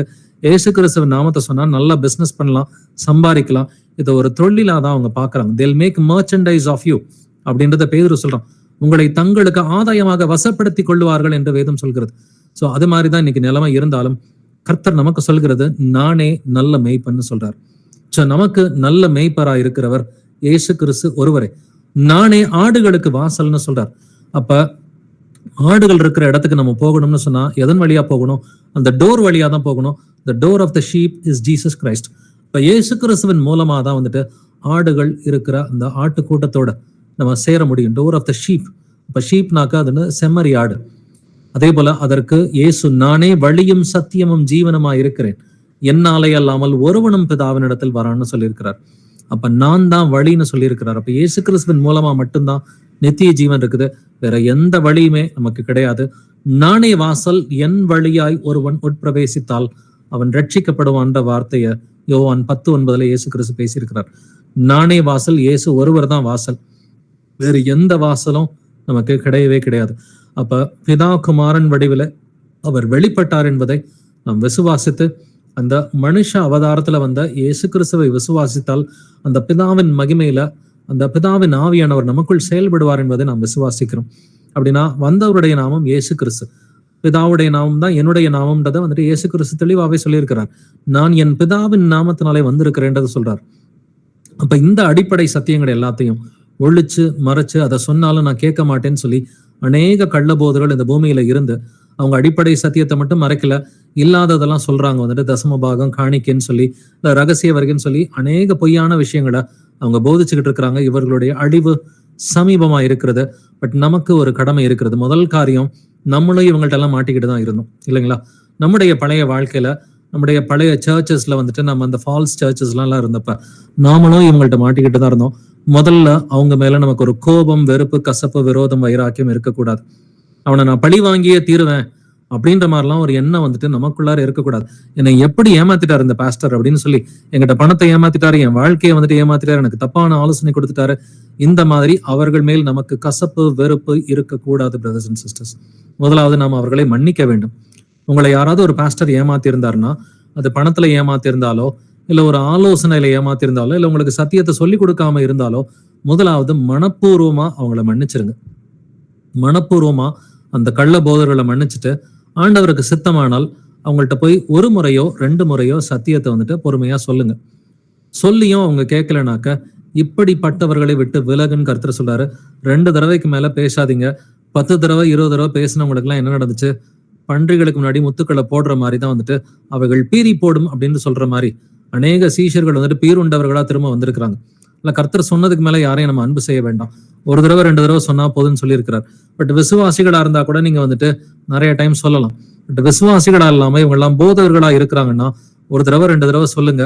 மிஞ்சின நீதிமானா இல்லாம நான் கர்த்தருக்கு மேல நான் அந்த பாஸ்டர் அன்பு செய்ய போறேன் அப்படின்னு மிஞ்சின நீதிமான போல நம்ம சிந்திக்காம முதல்ல அவங்கள மன்னிச்சுட்டு அவங்களுக்கு நம்ம வந்துட்டு வசனத்தையும் வந்துட்டு போதிக்கிறதுக்கு ட்ரை பண்ணுவோம். கேட்டா சந்தோஷம், கேட்கலனாக்க தூசியை உதறி விட்டுட்டு வான்னு சொல்லி கர்த்தர் சொல்றார். இப்படிப்பட்டவர்களை விட்டு விலகுன்னு சொல்லி வேதம் சொல்லுது. ஆனாலும் நமக்கு கடமை இருக்கிறது, அவங்களுக்கு சத்தியத்தை எடுத்து சொல்றதுக்கு நமக்கு கடமை இருக்கிறது. அவர்களுடைய அழிவு சமீபமா இருக்கிறது. அந்த அழிவுல கர்த்தருக்கும் சந்தோஷம் இல்லை, கர்த்தருடைய பிள்ளைகளுக்கும் சந்தோஷம் இல்லை. ஆனாலும் அது நீதியாக இருக்கிறது. அவங்களுடைய அந்த செய்கைக்கு அது நீதியாக இருக்கிறது. கர்த்தர் எப்பொழுதும் நீதிபரர் என்பதை நம்ம விசுவாசிக்கணும். பின்னாடி எவ்வளவு பெரிய அழிவு வந்தாலும், இந்த பூமியில வந்துட்டு எத்தனை கள்ளபோதர்கள் அழிந்தாலும், எத்தனை மக்கள், அது புறஜாதிகளா இருக்கட்டும், கள்ள கிறிஸ்தவர்களா இருக்கட்டும், எத்தனை பேர் அழிந்தாலும் இயேசு கிறிஸ்து நேற்றும் இன்றும் என்றும் மாறாத தேவனா இருக்கிறார். அவருடைய செய்கைகள் எல்லாமே நீதி உள்ள செய்கைகள் என்பதை நம்ம விசுவாசிக்கிற பிள்ளைகளா. இப்பொழுது நம்ம அந்த கள்ள போதர்கள் மனம் திரும்பணும்னு சொல்லி அவங்கள்ட்ட வந்து சுவிசேஷம் அறிவிக்கிறதுக்கு நமக்கு கர்த்தர் ஒரு முறையோ 2 முறையோ வாய்ப்பு கொடுக்க வேண்டும் என்ற ஒரு ஜெபத்தோட இந்த ஒரு பைபிள் ஸ்டடியை நம்ம நிறைவு செய்யலாம். Praise Lord brothers and sisters. எங்கள் கர்த்தராகிய இயேசுவே, எங்கள் அப்பா தந்தையே, மை போற்றுகிறோம், மை புகழுகிறோம், மை வாழ்த்துகிறோம், மை வணங்குகிறோம், மை ஆராதிக்கிறோம், மை துதிக்கிறோம், உமக்கு நன்றி செலுத்துகிறோம், உமக்கு ஸ்தோத்திரம் செலுத்துகிறோம். ஆண்டவரே, எங்கள் கர்த்தராகிய இயேசுவே, நீர் நல்லவர், வல்லவர், பரிசுத்தர், தூயவர், நீர் இரக்கமுள்ளவர், நீர் சாந்தமுள்ளவர், நீர் நீதி உள்ளவர், துதியும் கணமும் மகிமையும் வல்லமையும் என்றெண்டும் உடையது. ஏசப்பா, இந்த வேளையில உமக்கு நன்றி செலுத்துகிறோம், நமக்கு ஸ்தோத்திரம் செலுத்துகிறோம். ஆண்டவரே, உடைய கிருபைக்காக உமக்கு நன்றி செலுத்துகிறோம். நாங்களும் ஆண்டவரை எவ்வளவோ கள்ள போதர்கள்ட்ட நாங்க எங்களுடைய பழைய வாழ்க்கையில வந்துட்டு அடிமைகளா இருந்தோம், எங்களை மன்னிங்க. அவங்க எங்களுக்கு கள்ள போதனைகளை போதித்தாலும் நாங்க வசனத்தை ஆராய்ந்து பார்க்காதது எங்களுடைய தவறுதான் ஆண்டவரே. நாங்க அவங்க மேல வந்துட்டு கோவப்பட்டிருந்தா எங்களை மன்னிங்க ஆண்டவரே. அவங்களை இந்த வேளையில முழுமையாக நாங்கள் மன்னிக்கிறோம் ஆண்டவரே. எங்களை தவறா வழி நடத்தின பாஸ்டர்ஸ், பிரீஸ்ட்ஸ், இவர்கள் எல்லோருமே நாங்கள் முழு மனத்துடன் இந்த வேளையில இயேசு கிறிஸ்துவின் நாமத்தினால் நாங்கள் மன்னிக்கிறோம். அவர்களும் மனம் திரும்புவதற்கு நீங்க இரக்கம் பாராட்டுங்க ஆண்டவரே. திருத்துவத்தை போதிக்கிறவங்க, இல்ல தசம பாகத்தை நம்பி போதிக்கிறவங்க, காணிக்கையை நம்பி போதிக்கிறவங்க, ரகசிய வருகை போன்ற கள்ள போதனைகளை வந்துட்டு போதிக்கிறவங்க, இவர்கள் எல்லோரும் மனம் திரும்புவதற்கு நீர்தாமே இரக்கம் பாராட்ட வேண்டுமாறு கெஞ்சி மன்றாடுகிறேன். குறிப்பா ஆண்டவரே, சபையில இருக்கிற நம்முடைய பிள்ளைகள் யாருமே வந்துட்டு இந்த அந்நிய போதனைகளிலே அலைப்புண்டு தெரியாமல் இருப்பதற்கு நீர்தாமே இவர்களை பாதுகாக்க வேண்டுமாறு கெஞ்சி மன்றாடுகிறேன் ஆண்டவரே. இப்படிப்பட்ட கள்ள போதர்களை விட்டு விலகு அப்படின்னு சொன்னாக்க வாட்ஸ்அப், யூடியூப், ஃபேஸ்புக் இவை எல்லாவற்றிலிருந்தும் இந்த கள்ள போதர்களை விட்டு விலகுவதற்கு நீர்தாமே எங்களுக்கு இரக்கம் பாராட்ட வேண்டுமாறு கெஞ்சி மன்றாடுகிற ஆண்டவரே. அவர்களுடைய அழிவுக்கு முன்னாடி நமக்கு சித்தமானால் ஆண்டவரே, இவர்கள் மனம் திரும்புவதற்கு கிருபையை கொடுங்க. குறிப்பா ஆண்டவரே, இவர்கள்ட்ட சிக்கிக்கிட்டு இருக்கிற அந்த கிறிஸ்தவர்கள் மனம் திரும்புவதற்கு நீர்தாமே இரக்கம் பாராட்ட வேண்டுமாறு கெஞ்சி மன்றாடுகிறேன். அதற்காக உடைய பிள்ளைகளை நீங்க பயன்படுத்துங்கப்பா. உலகம் முழுவதும் இருக்கிற உடைய உண்மையான பிள்ளைகளை வந்துட்டு ஆண்டவரே, இந்த கள்ள போதர்கள்ட்ட இருந்து நீர்தாமே ஆண்டவரை விடுவிக்குமாறு கெஞ்சி மன்றாடுகிற ஆண்டவரே. அதற்காக ஆண்டவரே, இயேசு கிறிஸ்துவின் பிள்ளைகள் ஒவ்வொருவருமே இயேசு கிறிஸ்துவின் நாமத்தினால் நாங்கள் ஆசீர்வதிக்கிறோம். நீங்க எங்களை வழி நடத்துங்க, எங்களுக்கு கிருபையை கொடுங்கப்பா. இந்த அழிவு வருவதற்கு முன்னாடி வந்துட்டு ஆண்டவரே, நாங்கள் இந்த போதகர்களுக்கும் ஆண்டவரே இவர்களிடம் சிக்கி தவிக்கும் அந்த கிறிஸ்தவர்களையும் சந்தித்து 1 முறையோ 2 முறையோ நாங்கள் சுவிசேஷத்தை அறிவிப்பதற்கு நீங்க எங்களுக்கு வாய்ப்பு கொடுங்க. ஆவியானவரை நீங்க எங்களுக்குள்ள இருந்து பேசுங்க ஆண்டவரே. பேசுகிறவர்கள் நீங்கள் அல்ல, பிதாவின் ஆவியானவரே உங்களிருந்து பேசுகிறார் என்று எழுதியிருக்கிறபடி ஆவியானவரை நீங்க பேசுங்க ஆண்டவரே. குறிப்பா வந்துட்டு இந்த போதகர்கள்ட்ட நான் போய் எப்படி பேசுறது, அவர்கிட்ட பேசுறதுக்கு எனக்கு ஞானம் இல்லைன்னு சொல்லி அநேகர் நினைக்கலாம்ப்பா. ஆவியானவரை நீர் கொடுக்கிற ஞானம் எங்களுக்கு போதும் ஆண்டவரே. மனுஷன் ஞானம் எங்களுக்கு தேவையில்லை. யார் யாரெல்லாம் வந்துட்டு ஆண்டவரை சுவிசேஷம் அறிவிக்கிறதுக்கு தைரியமா உங்களுடைய நாமத்தினால தைரியம் கொண்டிருக்கிறார்களோ அவர்களுடைய இருதயத்துல இருந்து நீங்க பேசுங்கப்பா. அவங்களுக்கு ஞானத்தை கொடுத்து, அவங்களுக்கு வசனங்களை கொடுத்து, அதுக்கு விளக்கங்களை கொடுத்து தெளிவா பேசக்கூடிய வந்துட்டு கிருபைய நீர் இந்த பிள்ளைகளுக்கு அளிக்க வேண்டுமாறு கெஞ்சி மன்றாடுகிறேன். ஆண்டவருடைய வருகை மட்டும் நாங்க வந்துட்டு யாருமே கள்ள போதனையில எதுலையுமே மாட்டிக்காம, கள்ள போதனையில சிக்கி தவிக்காம நீர்தாமே உடைய வருகை மட்டும் எங்கள் ஒவ்வொருவரையுமே பாதுகாக்க வேண்டுமாறு கெஞ்சி மன்றாடுகிறேன். அதற்காக ஆண்டவரே, உடைய சபையார் ஒவ்வொருவரையுமே கர்த்தராகிய இயேசு கிறிஸ்துவின் மகா பரிசுத்த நாமத்தினால் ஆசீர்வதிக்கிறேன். ஆண்டவரே, உடைய வருகைக்கு முன்னாடி எங்களை பரிசுத்தம் பண்ணுங்க ஆண்டவரே. இவ்வளவு யுத்தங்களின் செய்திகளை நாங்க கேட்டு இருக்கிறோம். ஆனாலும் ஆண்டவரே, கலங்காதபடிக்கு எச்சரிக்கையா இருங்கள் என்று வேதம் சொல்கிறபடி நாங்கள் உடைய கிருபையோட கலங்காமல் இருக்கிறோம் ஆண்டவரே. நீங்க உடைய வருகைக்கு முன்னாடி எங்களை பரிசுத்தப்படுத்துங்க. பரிசுத்தமா இருக்கிறவன் இன்னும் பரிசுத்தமாகட்டும் என்று எழுதியிருக்கிறபடி உடைய வருகைக்கு முன்னாடி எங்களை வந்துட்டு பரிசுத்தப்படுத்துங்க, எங்களை வழி நடத்துங்க, எங்களுக்கு கிருபையை கொடுங்கப்பா. துதிகன மகிமை எல்லாம் இயேசுவே ஒருவருக்கே உண்டாவதாக. இந்த ஜெபங்களை என்னுடைய கர்த்தராகிய இயேசு கிறிஸ்துவின் மகா பரிசுத்த நாமத்தினால் ஏறெடுக்கிறேன். ஜீவனுள்ள எங்கள் நல்ல பிதாவே, ஆமென் ஆமென். யாருக்கும் பிரேயர் ரிக்வெஸ்ட் அல்லது சாட்சிகள் இருந்தாக்க ஷேர் பண்ணுங்க. நம்ம சபையார் எல்லாரும் முன்னாடி நம்ம ஷேர் பண்ணலாம். Price Lord brother. பிரதர் சொல்லுங்க. கொஞ்ச நாளா பலவீனமா இருக்கு பிரதர், கொஞ்சம் பிரேயர் பண்ணுங்க பிரதர். ஓகே, மரிய சூசை எந்த ஊர்ல இருந்து பிரதர் பேசுறீங்க? திருவண்ணாமலை பக்கம் வேட்டவலம் பிரதர். Okay brother. ஏற்கனவே பேசியிருக்கேன் பிரதர் ஒரு முறை. ஞாபகம் இருக்கு பிரதர். அடிக்கடி கொஞ்சம் கேர் ஆகுது பிரதர். ஆமாம் பிரதர். ஓகே. சுகர் பிபி இருக்கு பிரதர். சுகர் பிபி இருக்குது. நம்ம ஏற்கனவே நீங்க பேசியிருக்கீங்க, ஞாபகம் இருக்கு. ஆமாம் பிரதர். பட் பைபிள் டெய்லி படிக்கிறீங்களா பிரதர்? படிக்கிறேன் பிரதர். படிக்கிறீங்க. தனிப்பட்ட முறையில ஜெபிக்கிறீங்களா? தனிப்பட்ட முறையில காலையிலே ப்ரேயர் பண்றேன் பிரதர் ஃபேமிலியோட. தனிப்பட்ட பிரேயர் வேணும் பிரதர். ஏன்னா இப்ப நம்மளுடைய தனிப்பட்ட பாவங்களை ஃபேமிலி முன்னாடி அறிக்கை பண்ண முடியாது இல்லைங்களா? ஆமா பிரதர். அப்ப அந்த தனிப்பட்ட ஜெபம்ன்றது கண்டிப்பா வந்துட்டு வேணும் பிரதர். சரி. ஒரு குடும்ப தலைவரா இருக்கிற ஒருத்தர் வந்துட்டு அவர் தனிப்பட்ட ஜெபம் பண்ணாதான் அவரை பார்த்துட்டு குடும்பத்துல இருக்கிற மற்றவங்களும் தனிப்பட்ட அந்த ஜெபம் எல்லாம் பண்ணுவாங்க இல்லைங்களா? அந்த தனிப்பட்ட ஜெபத்தை வந்துட்டு ஆண்டவர்கிட்ட கேட்டு அதை வளர்த்துக்குங்க. வந்துட்டு குடும்பமா உட்காந்து பைபிள வந்துட்டு ஆராய்ச்சி பண்ணியும் பாருங்க பிரதர். சரி. குடும்பமா ஆராய்ச்சி பண்ணி பாருங்க, பாவங்கள் எல்லாம் அறிக்கை பண்ணுங்க. ஞானஸ்நானம் எடுத்துட்டீங்களா பிரதர்? ஞானஸ்நானம் எடுத்துட்டேன் பிரதர். எடுத்துட்டீங்க. ஓகே. போன வருஷம் வேலூர்ல எடுத்தேன் பிரதர். போன வருஷம் எடுத்தீங்க. ஓகே. ஞானஸ்நானம் எடுத்தும் இந்த சுகர், பிபி, மயக்கம் இதெல்லாம் இருக்கக்கூடாது. சரிங்களா? இப்ப நம்ம ஜெபிக்கலாம். கர்த்தர் குணப்படுத்துவார். இயேசு கிறிஸ்து நல்லவர். நீங்க வந்துட்டு உங்களோட மனசுல உங்களோட பாவங்களை மட்டும் நீங்க அறிக்கை பண்ணுங்க. இந்த தனிப்பட்ட ஜெபம்னு சொல்றோம் இல்லைங்களா? தனிப்பட்ட முறையில ஏசப்பாட்ட போயிட்டு உங்க வாழ்க்கையில இது வரைக்கும் அவர் ஞாபகப்படுத்துற எல்லா பாவங்களையும் அவர்கிட்ட அறிக்கை பண்ணிருங்க. இனிமேட்டு செய்ய மாட்டாண்டவரே, தெரியாம பண்ணிட்டேன்னு சொல்லிட்டு அவர்கிட்ட அறிக்கை பண்ணிருங்க. ஏசப்பா உங்களை சுகப்படுத்துவார். சரி. இயேசுவே ஆண்டவரே, எங்களப்பா தந்தையே, உம்மை போற்றுகிறேன், உம்மை புகழுகிறேன், உம்மை வாழ்த்தி வணங்கி உம்மை ஆராதிக்கிறேன், உம்மை துதிக்கிறேன், நமக்கு நன்றி செலுத்துகிறேன், உமக்கு ஸ்தோத்திரம் செலுத்துகிறேன். ஆண்டவரே, எங்கள் கர்த்தராகிய இயேசுவே, நீர் நல்லவர், வல்லவர், பரிசுத்தர், தூயவர், நீர் இரக்கமுள்ளவர், நீர் சாந்தம் உள்ளவர், நீர் நீதி உள்ளவர். துதியும் கனமும் மகிமையும் வல்லமையும் இன்றெண்டும் உடையது.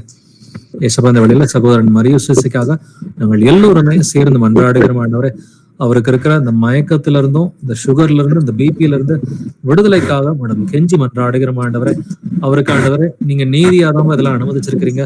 நீர் நீதி உள்ளவர் ஆண்டவரே. என்ன நடந்தாலும் இயேசுவே ஆண்டவரே, நீர் நீதி உள்ளவர். எங்களுக்கு வியாதி வந்தாலும், எங்களுக்கு மயக்கம் வந்தாலும், சுகர் வந்தாலும், பிபி வந்தாலும் நீங்க நீதி உள்ளவரா இருக்கிறீர். இது எங்களுடைய பாவத்து நிமித்தமா தான் இது வந்திருக்கும். ஆனாலும் ஆண்டவரே, சகோதரனை மன்னிங்க. உங்களுடைய மூதாதையர் செய்த பாவங்களை மன்னிங்க.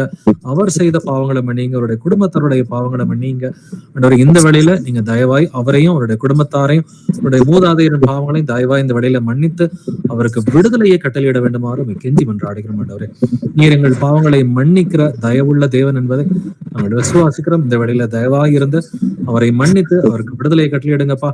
சகோதரனுக்கு மயக்கத்தையும் சுகரையும் பிபியையும் கொண்டு வருகிற எல்லா அந்தகார கிரியைகளையுமே இயேசு கிறிஸ்துவின் நாமத்தினால சகோதரனை விட்டு வெளியே போன்னு சொல்லி கட்டளையிடுகிறேன். சகோதரனுக்கு, சகோதரன் மரியுசுக்கு மயக்கத்தையும் சுகரையும் பிபியையும் கொடுக்கிற எல்லா அந்தகார கிரியைகளையுமே இயேசு கிறிஸ்துவின் நாமத்தினால் கடிந்து சகோதரனை விட்டு வெளியே போய் என்று கட்டளையிடுகிறேன். இயேசு கிறிஸ்துவின் நாமத்தினால் முழு விடுதலையா நாங்கள் கட்டளையிடுகிறோம். ஆண்டவரே, மயக்கத்திலிருந்து, சுகர்ல இருந்து, பிபில இருந்து இந்த வேளையில இயேசு கிறிஸ்துவின் மகா பரிசுத்த நாமத்தினால் முழு விடுதலையை நாங்கள் கட்டளையிடுகிறோம். சகோதரன் தனிப்பட்ட முறையில உங்களை நல்லா ஜெபிக்கிறதுக்கு கிருபையை கொடுங்க. தனிப்பட்ட முறையில் ஜெபிக்கும் பொழுது பாவங்களை அறிக்கை செய்வதற்கு நீர்தாமே சகோதரனுக்கு இரக்கம் பாராட்ட வேண்டுமாறு கெஞ்சி மன்றாடுகிறேன். நீங்க சகோதரனோட கூட இருங்க. சகோதரனை வழி நடத்துங்க. குடும்பத்துல அவர்கள் எல்லோரும் வேதத்தை ஆராய்ந்து பார்ப்பதற்கு கிருபையை கொடுங்க. சகோதரன் குடும்பத்தை வழிநடத்தக்கூடிய கிருபையை நீர் சகோதரனுக்கு அளிக்க வேண்டுமாறு கெஞ்சி மன்றாடுகிறேன். ஆண்டவரே, அவரை சுகமாக்கினீர் என்பதை நாங்கள் விசுவாசிக்கிறோம். ஆண்டவரே, மயக்கத்திலிருந்து, சுகர்ல இருந்து, பிபியில இருந்து நீர் விடுதலையை கொடுத்தீர் என்பதை நாங்கள் விசுவாசித்து அறிக்கை செய்கிறோம். துதிகான மகிமையெல்லாம் இயேசுவே ஒருவருக்கே உண்டாவதாக. ஜெபங்களினுடைய கர்த்தராகிய இயேசு கிறிஸ்துவின் மகா பரிசுத்த நாமத்தினால் ஏறெடுக்கிறேன் ஜீவனுள்ள எங்கள் நல்ல பிதாவே, ஆமென். Praise Lord brother. சிஸ்டர்ஸ், வேற யாருக்காவது பிரேயர் ரிக்வெஸ்ட் அல்லது சாட்சிகள் இருக்கா? Praise Lord brother. கோயம்புத்தூர்ல இருந்து பால்ராஜ் பேசுறேன் brother. Brother, praise Lord brother. Brother, ஒரு 4 பேத்துக்கு நற்செய்தி அறிவிச்சிருக்கேன் பிரதர். சந்தோஷம் பிரதர். முசிறியில கட்டட சபைக்கு போறாங்க மனோகர்னு சொல்லி. அவர்கிட்ட பேச போனா அவர் முதல்ல நான் சொல்றதை கேளுன்னு ரொம்ப கோர்ஸா பேசிட்டு இருந்தாரு. சில வசனங்கள்லாம் அவர் தப்பு தப்பா சொல்லும் போது நான் அதை கரெக்ட் பண்ணி சொல்லும் போது அப்புறம் கொஞ்சம் சைலண்ட் ஆயிட்டாரு கடைசியில. அப்புறம் 666 பத்தி சொன்னாரு. இந்த பாருங்க, இந்த பேடிஎம் கூட 666 தான்னாரு. இல்லையா பிரதர்? அப்புறம் வசனத்தை எடுத்து காமிச்சேன். வெளிப்படுத்தல் 13:18 www. எல்லாம் இல்லை அப்படின்னு சொல்லி நம்ம சபை போதனையை எடுத்து சொன்னேன். 5 பத்தி ஒரு நிறைய வசனங்கள் இருக்கு பிரதர். யாருன்னு அடுத்தாப்புல நான் உங்களுக்கு பேசுறேன் அப்படின்னு சொல்லிட்டு வந்துட்டேன். சரிங்க brother. அவரு ஒண்ணு ரட்சிக்கப்படணும். இன்னொன்னு வந்து நொச்சியத்து மண்டத்தினூர்கிட்ட மஞ்சுளான்னு ஒருத்தர் இருக்காங்க, என் ஃப்ரெண்டோட குழந்தையா. அவங்க கட்டட சபைக்கு போயிட்டு இருக்காங்க. அவங்கள்ட்ட பேசியிருக்கேன். உண்மையான சபையை பத்தியே நான் வந்து உங்களுக்கு சொல்றேன், பிரதர்ஸோட வந்து சொல்றேன். நாங்க சரி வாங்க இந்த ஞாயிற்றுக்கிழமை வாங்க அப்படின்னு இருக்காங்க. Okay brother. அவங்களுக்கு நம்ம போய் அறிவிக்கணும் பிரதர். அப்புறம் தம்பி கூட படிக்கிற பொண்ணு அருணிக்கா 2 பேர்த்துக்கும் நற்செய்தி சொல்லியிருக்கேன் பிரதர். அவங்க கேட்டுட்டு இருக்காங்க. சரிங்க பிரதர். அந்த ஹரிணிங்கிற பொண்ணு தான் எனக்கு, நான் இவ்வளவு நாளா சிவனை தான் வணங்கிட்டு இருந்தேன், சிவன் பக்தி நான் அப்படின்னாங்க. சரி நீங்க முதல்ல அதை பத்தி எனக்கு நல்லா சொல்லுங்க அப்படின்னு கேட்டேன் அவங்கள்ட்ட. அந்த பொண்ணு எனக்கு அவ்வளவா தெரியல, எல்லாம் சொல்றதை வச்சு நான் போயிட்டு இருக்கேன், சின்ன வயசுல புக்கு படிச்சதை வச்சு பண்ணிட்டு இருக்கேன். நான் இல்ல அதை நல்லா முழுசா தெரிஞ்சுக்கமா, முதல்ல என்னென்ன புக்கு இருக்கோ எது இருக்கோ அதை முழுசா தெரிஞ்சு அது கடைசியில யார் இருக்கான்னு போய் பாருங்க அப்படின்னு சொல்லி சொன்னேன். அந்த பொண்ணு ஆராய்ஞ்சு பார்த்துட்டு கடைசியில எதுவும் இருக்கிற மாதிரி தெரியல அங்கிள் அப்படின்னாங்க. சரி இன்னும் நல்லா தேடுங்க, இன்னும் நல்லா உங்களுக்கு டைம் தர்றேன், கண்டுபிடிங்க. இல்லைன்னா அவங்களுக்கு நான் இயேசு கிறிஸ்துவை பத்தி பைபிளை அறிவிச்சிட்டு இருக்கேன், ரெண்டுமே இதையும் கேளுங்க அதையும் பாருங்க, கடைசியில உங்களுக்கு எது நல்லதுன்னு தென்படும், ஏசப்பா உங்களுக்கு வழிகாட்டுவாருன்னு சொல்லியிருக்கேன் பிரதர். ஓகேங்க பிரதர். இப்ப எல்லாத்துக்கும் இந்த 4 பேத்துக்காகவும் நம்ம ரட்சிப்புள்ள வரணும்னு பிரேயர் பண்ணுங்க பிரதர். ஓகே பிரதர், நம்ம ஜெபிக்கலாம் பிரதர். சரிங்க.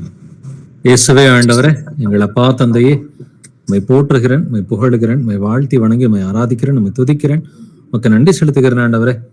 ஏசப்பா இந்த வேளையில ஆண்டவரே பிரதர் வந்துட்டு பால்ராஜ் அவர்கள் ஆண்டவரே, அவங்க இப்போ ஒரு 4 பேருக்கு சுவிசேஷம் அறிவிச்சிருக்கிறாங்க. அதுல புறஜாதிகளும் இருக்கிறாங்க, கிறிஸ்தவர்களும் இருக்கிறாங்க. அவங்களுக்கு ஆண்டவரே தொடர்ந்து இந்த சுவிசேஷத்தை அறிவிக்கக்கூடிய கிருபை அவருக்கு கொடுங்க. அவர்களுக்கு சொல்லக்கூடிய அந்த ஞானத்தையும் அந்த வசனத்தை வந்துட்டு நீங்க அப்பப்போ எடுத்து கொடுங்க. அந்த வசனங்களுக்கு என்ன விளக்கம் கொடுக்கணும், அதை வந்துட்டு எப்படி போதிக்கணுன்ற ஞானத்தை அவருக்கு தொடர்ந்து கொடுங்க ஆண்டவரே. ஏற்கனவே இந்த வாய்ப்பு கொடுத்த கிருபைக்காக உமக்கு நன்றி செலுத்துகிறோம். அந்த 4 ஆத்துமாக்களையும் கர்த்தராகிய இயேசுவின் நாமத்தினால் ஆசீர்வதிக்கிறோம். அவங்களுடைய குடும்பங்களையும் கர்த்தராகிய இயேசுவின் நாமத்தினால் நாங்கள் ஆசீர்வதிக்கிறோம் ஆண்டவரே. அவர்களை இந்நாள் வரைக்கும் சத்தியத்தை தெரிய விடாம கட்டி போட்டு வச்சிருந்த எல்லா அசுத்தாவிகளையும் இயேசு கிறிஸ்துவின் நாமத்தால் நாங்கள் கடிந்து கொள்கிறோம் ஆண்டவரே. அந்த ஆத்துமாக்கள் ஆண்டவரே விடுதலை அடைந்த பிள்ளைகளா சத்தியத்தை தேடக்கூடிய கிருபை அவங்களுக்கு கொடுங்கப்பா. தேவன் யாருன்றதை தேடுறது கிருபையை கொடுங்க. பைபிள் எடுத்து வாசிக்கிறதுக்கு கிருபையை கொடுங்க ஆண்டவரே. வாசிக்கும் பொழுது அதை புரியக்கூடிய ஞானத்தை அவர்களுக்கு கொடுங்கப்பா. உணர்வுள்ள இருதயத்தை அவர்களுக்கு கொடுத்து நீர்தாமே ஆண்டவரே வரும் நாட்களிலே உம்மை தேடவும் உம்மை அறியவும் ஆண்டவரே, உம்மை உணர்ந்து கொள்ளவும் உம்மை சொந்த ரட்சகராக ஏற்றுக்கொண்டு அவர்கள் ஞானஸ்நானம் பெற்று நற்சாட்சிகளாய் மாறுவதற்கும் நீர்தாமே இந்த ஆத்துமாக்களுக்கு இரக்கம் பாராட்ட வேண்டுமாறு உம்மை கெஞ்சி மன்றாடுகிறேன். அதற்கு அவர்களுடைய குடும்பத்தாரும் ஆண்டவரே தடை சொல்லாதவாறு அவர்களோடு சேர்ந்து அவர்களும் இயேசுவை விசுவாசிக்கத்தக்கதான கிருபையை அந்த 4 குடும்பத்தாருக்கும் நீர் அளிக்க வேண்டுமாறு கெஞ்சி மன்றாடுகிறேன் ஆண்டவரே. தொடர்ந்து அவர்களுக்கு சத்தியத்தை வந்துட்டு ஆண்டவரை அறிவிக்கக்கூடிய ஞானத்தையும் கிருபையும் நீங்க சகோதரனுக்கு கொடுங்க. வரும் நாட்களில வந்துட்டு இதை சாட்சியாக நாங்கள் கேட்போம் என்பதை நாங்கள் விசுவாசிக்கிறோம் ஆண்டவரே. துதிகன மகிமையெல்லாம் இயேசுவை ஒருவருக்கே உண்டாவதாக. இந்த ஜெபங்களை என்னுடைய கர்த்தராகிய இயேசு கிறிஸ்துவின் மகா பரிசுத்த நாமத்தினால் ஏறெடுக்கிறேன், ஜீவனுள்ள எங்கள் நல்ல பிதாவே, ஆமென். ஆமென். Praise Lord brother. Praise Lord brother. Brother sisters வேற யாருக்காவது பிரேயர் ரிக்வெஸ்ட் சாட்சிகள் இருக்கா? ஓகே, இதுக்கு மேல எதுவும் பிரேயர் ரிக்வெஸ்ட் இல்லைன்னா இதோட பைபிள் ஸ்டடியை நிறைவு செஞ்சுக்கலாம். Thank you brothers and sisters.